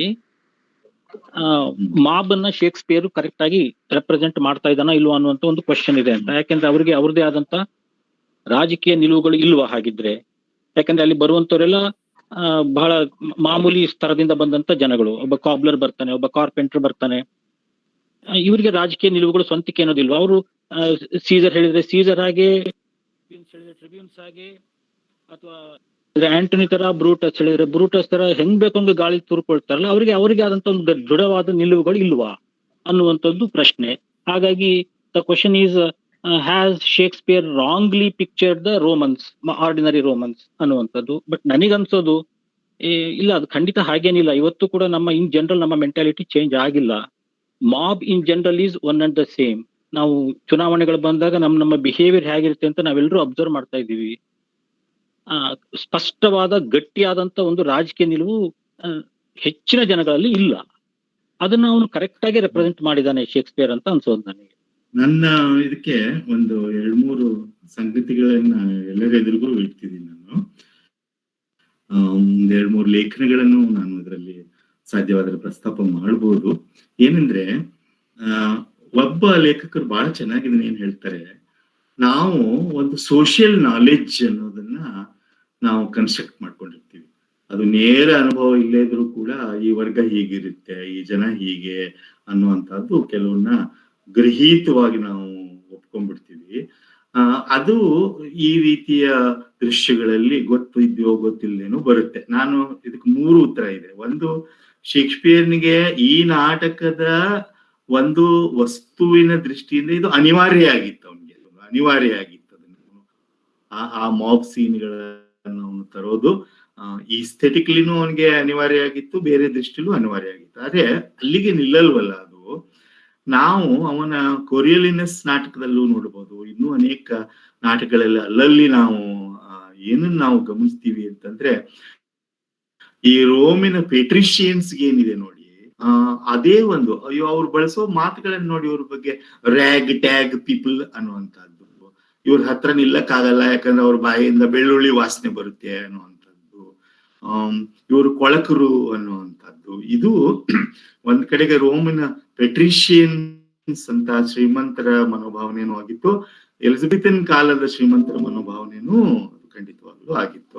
ಶೇಕ್ಸ್ಪಿಯರ್ ಅದನ್ನು ಒಪ್ತಾನೆ ಅಂತಲ್ಲ, ಆದ್ರೆ ಎಲ್ಲೋ ಒಂದ್ ಕಡೆಗೆ ಇದು ನಾವು ಗಮನಿಸ್ಬೇಕು, ಅದ್ರೊಳಗೆ ಇನ್ನೇನಾದ್ರೂ ಇದೆಯಾ, ಪ್ರಶ್ನೆಗಳನ್ನಾದ್ರೂ ನಾವು ಕೇಳ್ಬೇಕು. ಇದ್ದಾಗೇನೆ ನಾವು ಅದನ್ನ ಒಪ್ಕೋಬಾರದು, ಅವ್ರು ಕೇವಲ ಭಾವುಕವಾಗಿರ್ತಾರೆ, ಅವ್ರಿಗೆ ರ್ಯಾಷನಾಲಿಟಿ ಇರಲ್ಲ ಅನ್ನೋಗೆ ನಾವು ಹೇಳಕ್ಕಾಗಲ್ಲ. ಇನ್ನೊಂದು ಲೇಖನದ ನಿಮ್ಗೆ ಎಕ್ಸಾಂಪಲ್ ಕೊಡೋದಾದ್ರೆ ಬಹಳ ಖುಷಿ ಕೊಡುತ್ತೆ ನನಗದು. ಅದು ಇಂಗ್ಲೆಂಡ್ ನಲ್ಲಿ ಅವ್ರು ಮಾಡಿರುವಂತ ಒಂದು ಎಕ್ಸ್ಪೆರಿಮೆಂಟ್. ಅಲ್ಲಿ ಶಿಕ್ಷಕರು 2 ವಿದ್ಯಾರ್ಥಿಗಳ ಗುಂಪುಗಳನ್ನ ಅವರು ಆಯ್ಕೆ ಮಾಡ್ಕೊಂಡ್ರಂತೆ.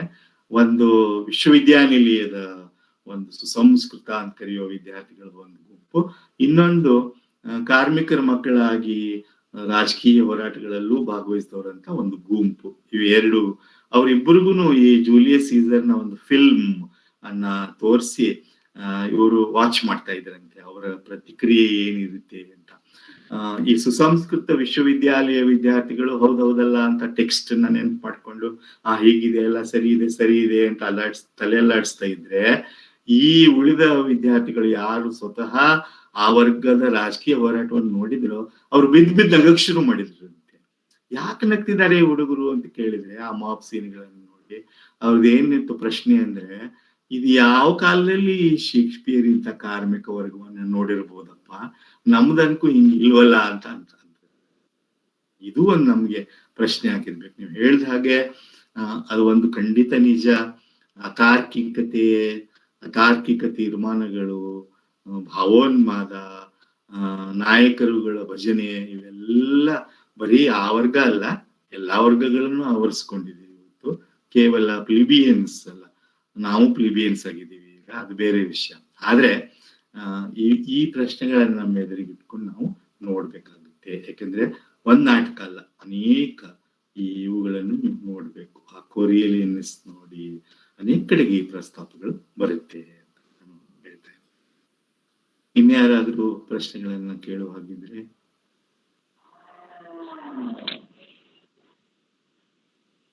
ಮತ್ತೆ ಯಾರಾದ್ರೂ ಪ್ರಶ್ನೆಗಳನ್ನ ಕೇಳೋರಿದ್ರೆ ದಯವಿಟ್ಟು ನೇರವಾಗಿ ಸರ್ ಜೊತೆ ಮಾತನಾಡಬಹುದು.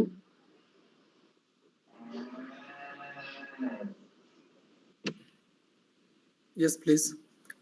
ಇಂದಿರಾ ಮೇಡಮ್ ಇದ್ದಾರೆ, ವಿಕ್ರಮ್ ಸರ್ ಇದ್ದಾರೆ. Vikram Visaji sir please. ಇಲ್ಲ ಪ್ರಕಾಶ್, ಏನ್ ಪ್ರಶ್ನೆ ಇಲ್ಲ. ಆ ಚಾಟ್ ಬಾಕ್ಸ್ ಅಲ್ಲಿ ಕೆಲವು ಚರ್ಚೆಗೆ ಎತ್ಕೊಳ್ಬಹುದಾದಂತ ಕೆಲವು ಪ್ರಶ್ನೆಗಳಿದ್ದಾವೆ ನೋಡಿ, ಸಾಧ್ಯ ಆದ್ರೆ ಗಮನಿಸಿ. ಹಾ ಸರ್, ತಗೊಳ್ಳಿ. ನೋಡಿ ಪ್ರಕಾಶ್, ನನಗೆ ಕಾಣ್ತಿಲ್ಲ, ಯಾವ್ದಿದೆ ನೋಡಿ. ಮತ್ತೆ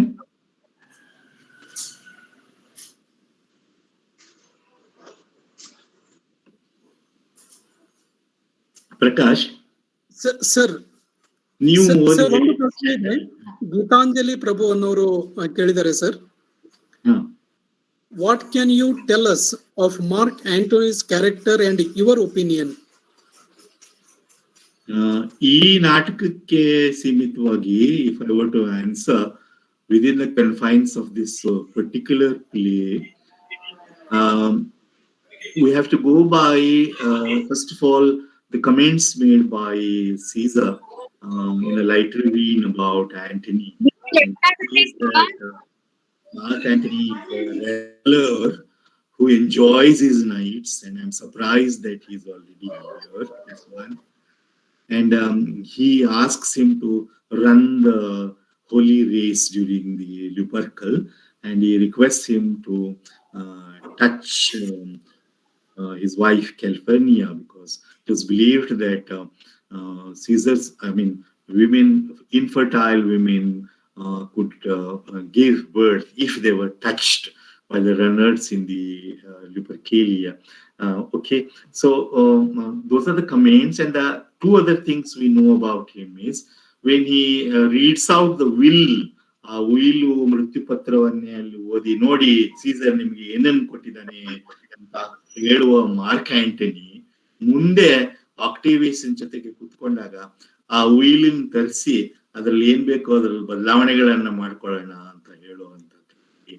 ಅಥವಾ ಮಿಸ್ಚಿಫ್ thou art afoot ನಾವು ಅಂತ ಖುಷಿ ಪಡೋದಾಗ್ಲಿ, ಅರಾಜಕತೆಯ ಬಗ್ಗೆ, ಇವುಗಳನ್ನ ನಾವು ಅಲ್ಲಿ ನೋಡಿದರೆ ಮಾರ್ಕ್ ಆಂಟನಿಯ ವ್ಯಕ್ತಿತ್ವ ಈ ನಾಟಕದಲ್ಲಿ ಹೇಗ್ ಬರುತ್ತೆ ಅಂತಂದ್ರೆ, ಹೆಚ್ಚು ಜವಾಬ್ದಾರಿ ಇಲ್ಲದ, ಹೆಚ್ಚಿನ ನೈತಿಕವಾದಂತ ಪ್ರಜ್ಞೆ ಇಲ್ಲದೆ ಇರುವಂತ ಅಂಥ ಮಾರ್ಕ್ ಆಂಟನಿಯನ್ನ ಮತ್ತೆ ಸ್ವಾರ್ಥಿ ಆಗಬಹುದಾದಂತ, ಯಾಕಂದ್ರೆ ನೀವು ನೋಡ್ಬೋದು ಇನ್ನೊಬ್ಬ ಇದ್ದಾನೆ ಹೊಸ ಟ್ರೇಮ್ ರೇಟ್ ನಲ್ಲಿ ಆಕ್ಟೇವಿಯಸ್ ಜೊತೆ ಬರ್ಬೇಕಾಗಿರುವಂತ ಅವನ ಬಗ್ಗೆ ಏನ್ ಹೇಳ್ತಾನೆ ಅಂದ್ರೆ, ಇವನೊಂದು ಕುದುರೆ ಅಥವಾ ಕತ್ತೆ ಇದ್ದ ಹಾಗೆ, ಅದು ಸಾಮಾನುಗಳನ್ನ ಚಿನ್ನವನ್ನು ಹೊತ್ಕೊಂಬರಕ್ ಮಾತ್ರ ಲಾಯಕ್ಕು ಇದ್ದ ಹಾಗೆ. ಇದು ಆಂಟನಿಯ ಬಾಯಲ್ಲಿ ಬರುವಂತದ್ದು. ಇವೆಲ್ಲ ಕಾಮೆಂಟ್ಸ್ ನೀವು ಗಮನಿಸಿದ್ರೆ, this I think is the portrayal of Antony here, not a man deeply concerned with questions of morality and ethics, an opportunist and somebody who is in love of not only pleasures but power. That's how he emerges in the play.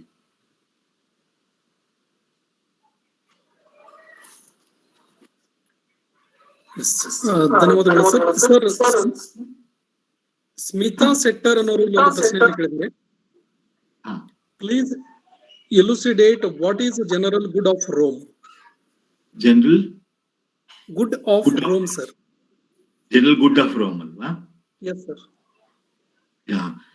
This phrase occurs many times in the play, especially by Brutus when he says we should be doing it for the general good of Rome. What Brutus has in his mind is the rich traditions of republicanism in Rome. One. The second connotation is a politics which will bring the right things for all the three classes of the Roman society. See, the consuls and the patricians and the plebeians. That's the general good. And he has another meaning also in his mind for this particular phrase, and that is the general good is something that's not confined to one person's benefits.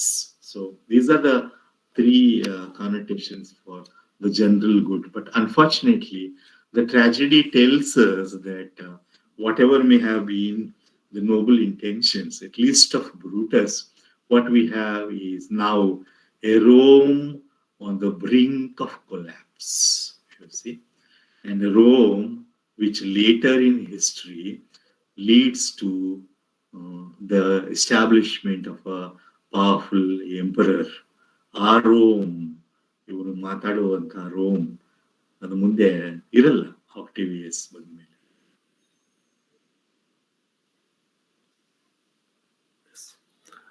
ಧನ್ಯವಾದಗಳು sir. Smita madam ಅವ್ರಿಗೆ ಉತ್ತರ ಸಿಕ್ಕಿರುತ್ತೆ ಅನ್ಕೊಂಡಿದ್ದೀನಿ. ಇಲ್ಲಿ ಇನ್ನೊಂದು ಪ್ರಶ್ನೆ ಇದೆ sir. Ganesh Prasad ಅನ್ನೋರು ಕೇಳಿದ್ದಾರೆ, ಈಗಿನ ಪ್ರಸ್ತುತ ಭಾರತದ ರಾಜಕೀಯ ಸ್ಥಿತಿಗತಿಗಳ ನಡುವೆ ಈ ನಾಟಕ ಇಟ್ಟುಕೊಂಡು ನೋಡುವುದಾದರೆ ಉತ್ತಮ ಪ್ರಭುತ್ವ ಲೋಲಾಲೊಟ್ಟೆ ಅಂತ ಅಂದುಕೊಂಡು ನಿರಾಶಾದಾಯಕ ಅಸಹಾಯಕ ಸ್ಥಿತಿಯಲ್ಲಿ ಇರಬೇಕೆ? ನಮ್ಮ ಮುಂದಿನ ಆಯ್ಕೆಗಳೇನು? ಅಂದರೆ ತತ್ವಾದರ್ಶಗಳಿಗೆ ರಾಜಕೀಯದಲ್ಲಿ ಅವಕಾಶವಿಲ್ಲ. ಗಾಂಧೀಜಿ ಇದಕ್ಕೆ ಅಪವಾದವಾಗಿ ಕಾಣುತ್ತಾರೆ. ನಿಮ್ಮ ಪ್ರಶ್ನೆಯಲ್ಲಿ ಉತ್ತರ ಇದೆ ಅಂತ ಅನ್ಕೊಂಡಿದ್ದೀನಿ ನಾನು. ಯಾವುದೋ ಕಾಲದಲ್ಲಿ ಪುರಂದರದಾಸರೇ ಹೇಳಿದ ಹಾಗೆ ಉತ್ತಮ ಪ್ರಭುತ್ವ ಲೊಳಲೊಟ್ಟೆ ಅಂತ ಆಗಲ್ಲ ಅದು. I don't not want to go into more details in this forum. ಅದನ್ನ ನಾನು ಆ ವೇದಿಕೆಯನ್ನ ಬಳಸ್ಕೊಳಕ್ ಇಷ್ಟಪಡದೇ ಇದ್ರು ಕೂಡ ನಿಮ್ಮ ಪ್ರಶ್ನೆಯಲ್ಲಿನೇ ಬಹಳ ಸ್ಪಷ್ಟವಾಗಿ ಕಾಣೋ ಹಾಗೆ ನಮ್ಮ ಸಂಕಷ್ಟದ ಸ್ಥಿತಿ ಏನು ಅಂತಂದ್ರೆ, ಇವತ್ತು ವಾಟ್ ಈಸ್ ಗುಡ್ ಪಾಲಿಟಿಕ್ಸ್? ನಾವು ಐಡಿಯಾಲಜಿಗಳ ಬಗ್ಗೆ ಮಾತಾಡ್ತಾ ಇಲ್ಲ ಇಲ್ಲಿ. First of all, what is good politics ಅಂತ. ಈ ದುರಂತಗಳಾಗದೇ ಇರೋ ಹಾಗೆ, ಸಾವುಗಳಾಗದೇ ಇರೋ ಹಾಗೆ, ಹಸಿವೇ ಒಂದು ನಿರಂತರ ಸತ್ಯ ಅಂತ ಆಗದೇ ಇರೋ ಹಾಗೆ ನಾವು ಕೇಳ್ಬೇಕಲ್ವಾ?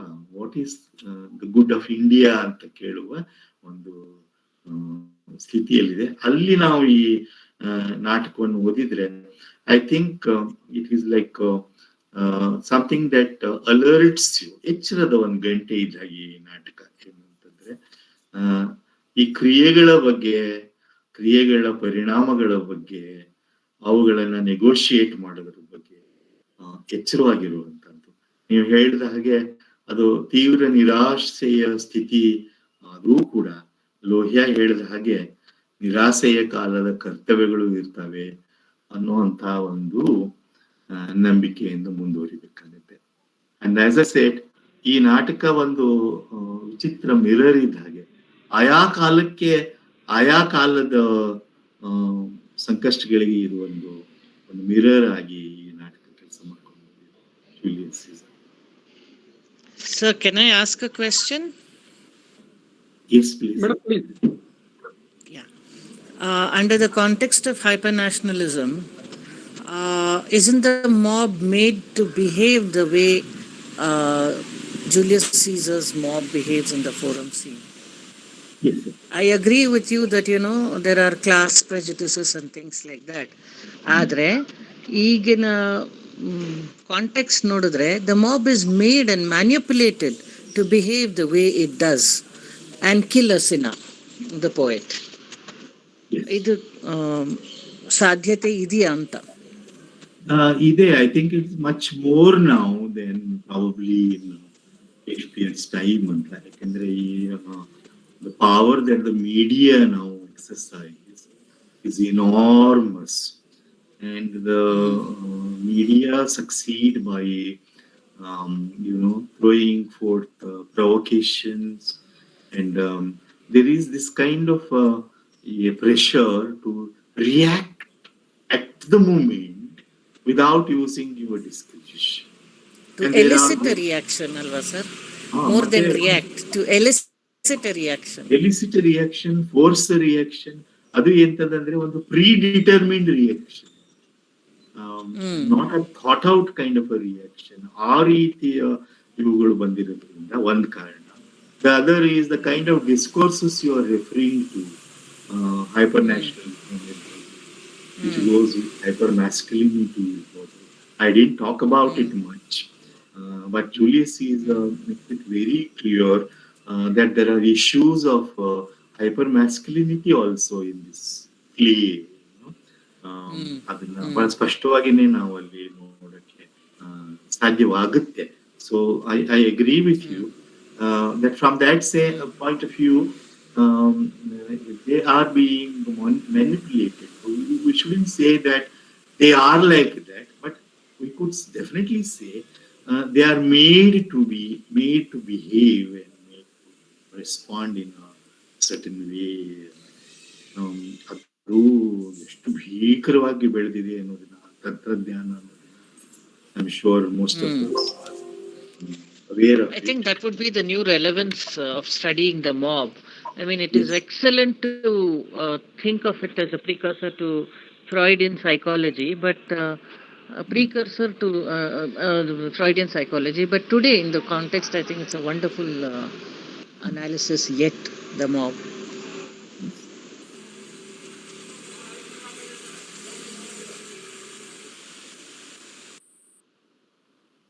ಧನ್ಯವಾದಗಳು ಮೇಡಮ್. ಧನ್ಯವಾದಗಳು sir. Thank you, sir. Thank you. ಮತ್ತೆ ಯಾರಾದರೂ ಪ್ರಶ್ನೆಗಳನ್ನ ಕೇಳೋರಿದ್ರೆ ದಯವಿಟ್ಟು ಸರ್ ಜೊತೆ ಮಾತನಾಡಬಹುದು. ಗುಂಡೂರ್ ಸರ್, ಮುಕುಂದ್ ಸರ್, ದಯವಿಟ್ಟು ಮಾತನಾಡಬಹುದು. Hello Prakash sir please. ನೀವು ಪ್ರಶ್ನೆ ಕೇಳ್ರಿ ಅನ್ನೋದಕ್ಕೆ ನಾನು ಮಾತಾಡ್ತಾ ಇದ್ದೀನಿ. ಸರ್ ಕೇಳಿಸ್ತಾ ಇದೆ ಸರ್? ಕೇಳ್ತಿದೆ. Thank you. Go ahead. Sir, first time ಈ ಆನ್ಲೈನ್ ಇದ್ರೊಳಗ ನನಗ ಲಾಗಿನ್ ಆಗಕ್ ಆಗ್ಲಿಲ್ಲ. ಫಸ್ಟ್ ಟೈಮ್ ಇದು. ಅಂದ್ರೆ ನೀವು ಎಷ್ಟು ನಿಮ್ಮ ಟಾಕ್ ಪಾಪ್ಯುಲರ್ ಅಂದ್ರ ನಾನು ಬಂದು ಟಿಕೆಟ್ ತಗೊಳ್ಳೋದ್ರಾಗ ಎಲ್ಲಾ ಫುಲ್ ಆಗಿಬಿಟ್ಟಿತ್ತು. ಆಮೇಲೆ ಯೂಟ್ಯೂಬ್ ಒಳಗ ಅದ್ರ ಲೈವ್ ನೋಡ್ಬೇಕಂತ ಬಹಳ ಡೆಸ್ಪರೇಟ್ ಆದೆ ಇವತ್ತು. ಆಕ್ಚುಲಿ ನಿಮ್ಮನ್ನ ಕೇಳ್ಬೇಕು ಅಂತೇಳಿ. ಬಟ್ ಒಂದು ಈ ಧಾರವಾಡ ಕಟ್ಟೆ ಸಕ್ಸಸ್ ಹೌದು, ನಿಮ್ಮ ಸ್ಟಾರ್ಡಮ್ಮಿನ ಒಂದು ಪಾಪ್ಯುಲಾರಿಟಿನೂ ಹೌದು. ನಾನು ಏನು ಕೇಳಿಲ್ಲ ನಿಮ್ದು, ಆಕ್ಚುಲಿ ನಂಗೆ ಸಿಗ್ಲೇ ಇಲ್ಲ. ಬಹುಶಃ ನಾಳೆ ಅದನ್ನ ಯೂಟ್ಯೂಬ್ ನೊಳಗೆ ಕಳ್ಸಿದ್ರೆ ಕೇಳ್ತೇನೆ. ಬಟ್ ಪ್ರಕಾಶ ಬಾಳ ಇದನ್ನ ಕೇಳಾಕತ್ತಕ್ಕ ನನಗೇನು ಒಂದು ಕ್ಯೂರಿಯಾಸಿಟಿ ಅಂದ್ರೆ, ನಾಳೆ ಇನ್ನೊಂದು 2 weeks ನಂತರ ನಾನು ಮಾತಾಡ್ಬೇಕು ಕಿಂಗ್ ಲೇಯರ್ ಮೇಲೆ. ನಿಮ್ದು ಒಂದು ಟ್ರಿಕ್ ಆಫ್ ದ ಟ್ರೇಡ್ ಕೇಳ್ತೇನೆ ನಾನು.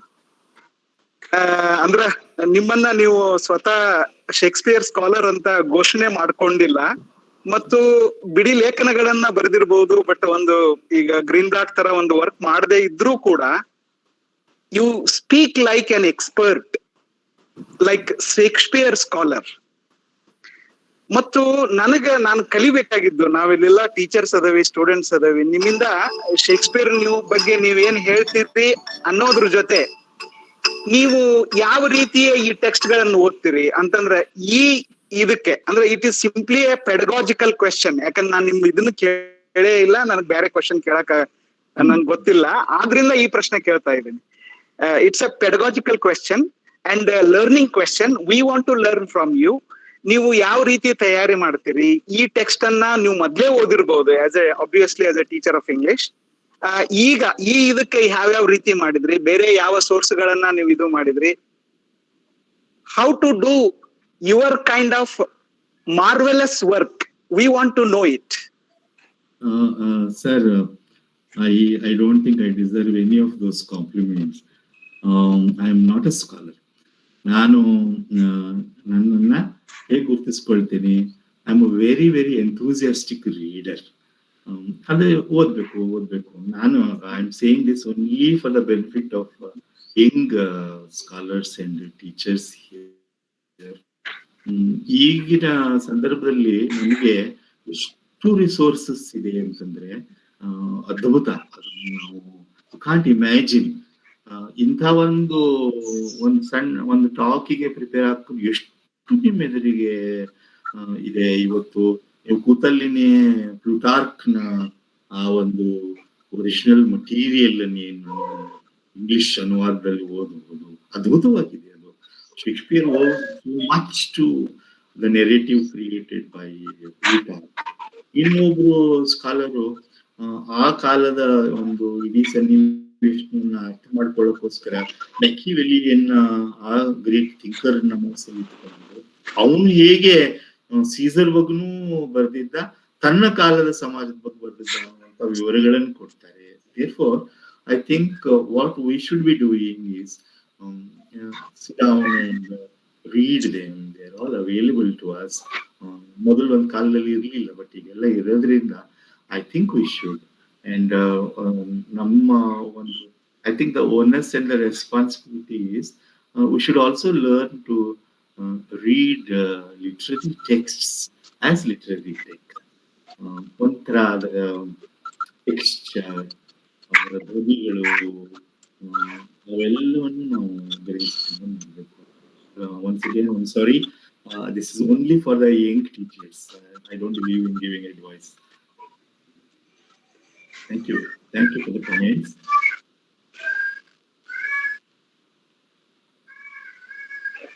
Thank you sir. ಧನ್ಯವಾದಗಳು ಸರ್. ಮತ್ತೆ ಯಾರಾದರೂ ಪ್ರಶ್ನೆಗಳನ್ನು ಕೇಳುವವರಿದ್ರೆ ನಾವು ಒಂದು ಪ್ರಶ್ನೆಯನ್ನ ಎತ್ಕೋಬಹುದು ಅನ್ಕೊಂಡಿದ್ದೀನಿ. Sir please. ಸರ್ ಮಾತನಾಡಿ. ಮಾತನಾಡೋದ ನಾನು. ಸರ್, ಶೇಕ್ಸ್ಪಿಯರ್ ನಾಟಕದಲ್ಲಿ ನಾವು 3 ಪಾತ್ರಗಳ ಮಧ್ಯೆ ಇರತಕ್ಕಂತ ಗೊಂದಲಗಳನ್ನ ಕಾಣಿಸ್ತಾ ಇದೀವಿ. ಒಂದು ಜೂಲಿಯಸ್ ಸೀಸರ್, ಇನ್ನೊಂದು ಬ್ರೂಟಸ್ ಮತ್ತು ಕ್ಯಾಸಿಯಸ್ ಕಾಸ್ಕಾ. 2 ಪಾತ್ರಗಳು ವಿಭಿನ್ನವಾಗಿ ನೋಡುವಾಗ ಜೂಲಿಯಸ್ ಸೀಸರ್ನ ಶ್ರೇಷ್ಠತೆ, ಆಮೇಲೆ ಬ್ರೂಟಸ್ನ ಪ್ರಿನ್ಸಿಪಲ್, ನೊಬಿಲಿಟಿ ಇದೆಲ್ಲ ಹೇಳ್ತೀವಿ. ಈ ಕ್ಯಾಸಿಯಸ್ ಕಾಸ್ಕಾ ಅವರಿಗಿಂತ ಕಡಿಮೆ ಪ್ರಮಾಣದಲ್ಲಿ ಯೋಚನೆ ಮಾಡ್ತಕ್ಕಂಥವ್ರ ಮಾತಿಗೆ ಯಾಕೆ ಬ್ರೂಟಸ್ ಬಲಿಯಾದ? ಅಥವಾ ಶೇಕ್ಸ್ಪಿಯರ್ ಈ ನಾಟಕವನ್ನ ದುರಂತದ ಕಡೆಗೆ ಒಯ್ಯೋದಕ್ಕಾಗಿ ಈ ರೀತಿಯಾಗಿರ್ತಕ್ಕಂಥ ಪ್ಲಾಟ್ ನಿರ್ಮಾಣ ಮಾಡಿದೇನೆ ಅಂತಕ್ಕಂಥ ಸಂಶಯ ನನ್ನದು ಸರ್. ಪ್ಲೀಸ್. ಇಲ್ಲಿ ನೀವು ಮೊದಲಿಂದ ಎಲ್ಲಿಂದ ಶುರು ಮಾಡ್ಕೋಬೇಕು ಅಂತಂದ್ರೆ, ಸೀಸರ್ ಆ ಕಡೆಗೆ ಹೋಗಿರುವಾಗ ಕ್ಯಾಸಿಯಸ್ ಮತ್ತು ಬ್ರೂಟಸ್ ಮಧ್ಯೆ ಆ ಸಂಭಾಷಣೆ ಏನು ಶುರುವಾಗುತ್ತೋ, ನೀವು ಅಲ್ಲಿಂದನೇ ಏನನ್ನ ನೋಡ್ತೀರಾ ಅಂತಂದ್ರೆ, ಇಲ್ಲಿ ಕ್ಯಾಸಿಯಸ್ ಬ್ರೂಟಸ್ ನಂತ ವ್ಯಕ್ತಿತ್ವದವನು ಅಲ್ಲ ಅನ್ನೋದು ಸ್ಪಷ್ಟವಾಗಿದ್ರು ಕೂಡ ಅವನಿಗೆ ಬ್ರೂಟಸ್ನ ಒಳಗೆ ಇರುವಂತ ದೌರ್ಬಲ್ಯಗಳು ಚೆನ್ನಾಗಿ ಗೊತ್ತು. ಅವನು ಅದನ್ನ ನೇರವಾಗಿನೇ ಹೇಳ್ತಾನೆ. ಅದರ ಎಕ್ಸಾಕ್ಟ್ ವರ್ಡ್ಸ್ ನೆನಪಿಲ್ದಿದ್ರು ಅದರ ಅರ್ಥ ಹೇಗಿದೆ ಅಂದ್ರೆ, even the great can be allured ಅನ್ನೋ ಹಾಗೆ. ಶ್ರೇಷ್ಠರಿಗೂ ಕೂಡ ನಾವು ಅವ್ರನ್ನ ಸೆಡ್ಯೂಸ್ ಮಾಡ್ಬೋದು ನಮ್ಮ ಮಾತುಗಳಿಂದ ಅನ್ನುವಂಥದ್ದನ್ನ ಹೇಳ್ತಾನೆ. ಅವನಿಗೆ ಗೊತ್ತು ಆನರ್ ಅನ್ನೋದು ಬ್ರೂಟಸ್ಗೆ ಬಹಳ ಮುಖ್ಯವಾಗಿದೆ. ರಿಪಬ್ಲಿಕನ್ ಮೆಮೊರೀಸ್ ಅವನಿಗೆ ಬಹಳ ಗಟ್ಟಿಯಾಗಿವೆ. ತನ್ನ ಒಬ್ಬ ಆನ್ಸಿಸ್ಟರ್ ಈ ರೋಮಿನ ರಿಪಬ್ಲಿಕನಿಸಂ ಹುಟ್ಟುವುದಕ್ಕೆ ಕಾರಣ ಆಗಿದ್ದ ಅನ್ನುವಂಥದ್ದು ಅವನಲ್ಲಿ ಇದೆ. ಮತ್ತೆ ನಾನು ಒಬ್ಬ ಸ್ವಾತಂತ್ರ್ಯ ಕಳೆದುಕೊಂಡಂತ ಸರ್ವಾಧಿಕಾರಿಯ ಪ್ರಜೆ ಆಗೋದಕ್ಕಿಂತಲೂ I would rather be a villager ಅಂತಾನೆ, ಅಥವಾ ನಾನಿಲ್ಲಿ ಬದುಕಕ್ಕೆ ಇಷ್ಟಪಡಲ್ಲ ಅನ್ನೋ ಮಾತನ್ನು ಹೇಳ್ತಾನೆ. ಇವನ್ನ ಬಲ್ಲಂತ ಕ್ಯಾಸಿಯಸ್ ಆ ಸೂಕ್ಷ್ಮಗಳನ್ನೇ ಅವನು ಅಲ್ಲಿ ಕೆಣಕ್ತಾ ಹೋಗ್ತಾನೆ ಮತ್ತು ಕೆದಕ್ತಾ ಹೋಗ್ತಾನೆ. ಹೀಗಾಗಿ ಅದು ಕೇವಲ ಒಂದು ಪ್ಲಾಟಿನ ಕಥಾವಸ್ತು, ಕಥಾ ಹಂದರದ ಅವಶ್ಯಕತೆ ಅಂತ ನಾವು ಅನ್ಕೊಳ್ಳೋದು ಬೇಡ. ಅದು ಒಂದು ದೊಡ್ಡ ನಾಟಕ, ನಮ್ಮ ನಾಟಕ ಅಂದ್ರೆ ಇನ್ ದ ಪಾಸಿಟಿವ್ ಸೆನ್ಸ್ ನಮ್ಮ ಎದುರಿಗೆ ಅಲ್ಲಿ ನಡೀತಾ ಇದೆ. ಒಬ್ಬ ಶ್ರೂಡ್ ಪಾಲಿಟಿಷಿಯನ್, ಅವನು ಒಬ್ಬ ನೋಬಲ್ ಐಡಿಯಲಿಸ್ಟ್ ಪಾಲಿಟಿಷಿಯನ್ ಒಂದ್ ರೀತಿ ಸೈಕಲಾಜಿಕಲಿನೂ ಮ್ಯಾನಿಪುಲೇಟ್ ಮಾಡ್ತಾ ಇದ್ದಾನೆ, ಐಡಿಯಲ್ಸ್ ಮೂಲಕನೂ ಅವನು ಮಾಡ್ತಾ ಇದ್ದಾನೆ ಅನ್ನೋದನ್ನ ನೋಡ್ಬೋದು. ಹಾಗೆ ನಾನು ಕ್ಯಾಸಿಯಸ್ ಮತ್ತು ಬ್ರೂಟಸ್ ಅವರ ಸಂಬಂಧಗಳನ್ನು ನೋಡ್ತೀನಿ. ಬಟ್ ನಂಗೆ ನಾಟಕ ಓದಿದಾಗ ಕ್ಯಾಸಿಯಸ್ಗೆ ಅಸೂಯೆ ಅನ್ನೋದಿದೆ. ನಾನು ತನ್ನ ಬಗ್ಗೆ ಸೀಸರ್ನಿಂದಾಗಿ ಒಂದು ಸೆನ್ಸ್ ಆಫ್ ಇನ್ಫೀರಿಯಾರಿಟಿ ಹುಟ್ಟುಕೊಂಡಿದೆ. ಆದರೂ ಕೂಡ ನಾನು ಕ್ಯಾಸಿಯಸ್ನ ಪಾತ್ರವನ್ನು ಅಷ್ಟು ಸುಲಭವಾಗಿ ನಾವು ಸಾಮಾನ್ಯ ಅಂತ ಇಡಕ್ ಆಗಲ್ಲ. ಎಸ್ಪೆಷಲಿ ಮುಂದೆ ಅವರು ಯುದ್ಧ ಭೂಮಿನಲ್ಲಿ ಬ್ರೂಟಸ್ ಮತ್ತು ಅವನ ಮಧ್ಯೆ ನಡೆಯೋ ಜಗಳ, ವಿರಸ, ಮತ್ತೆ ಅವರಿಬ್ರು ಮತ್ತೆ ಸ್ನೇಹಿತರಾಗೋದನ್ನೆಲ್ಲ ನೋಡಿದ್ರೆ ಶೇಕ್ಸ್ಪಿಯರ್ನ ನಾಟಕಗಳಿರುವ ಹಾಗೆ this is not a one dimensional character.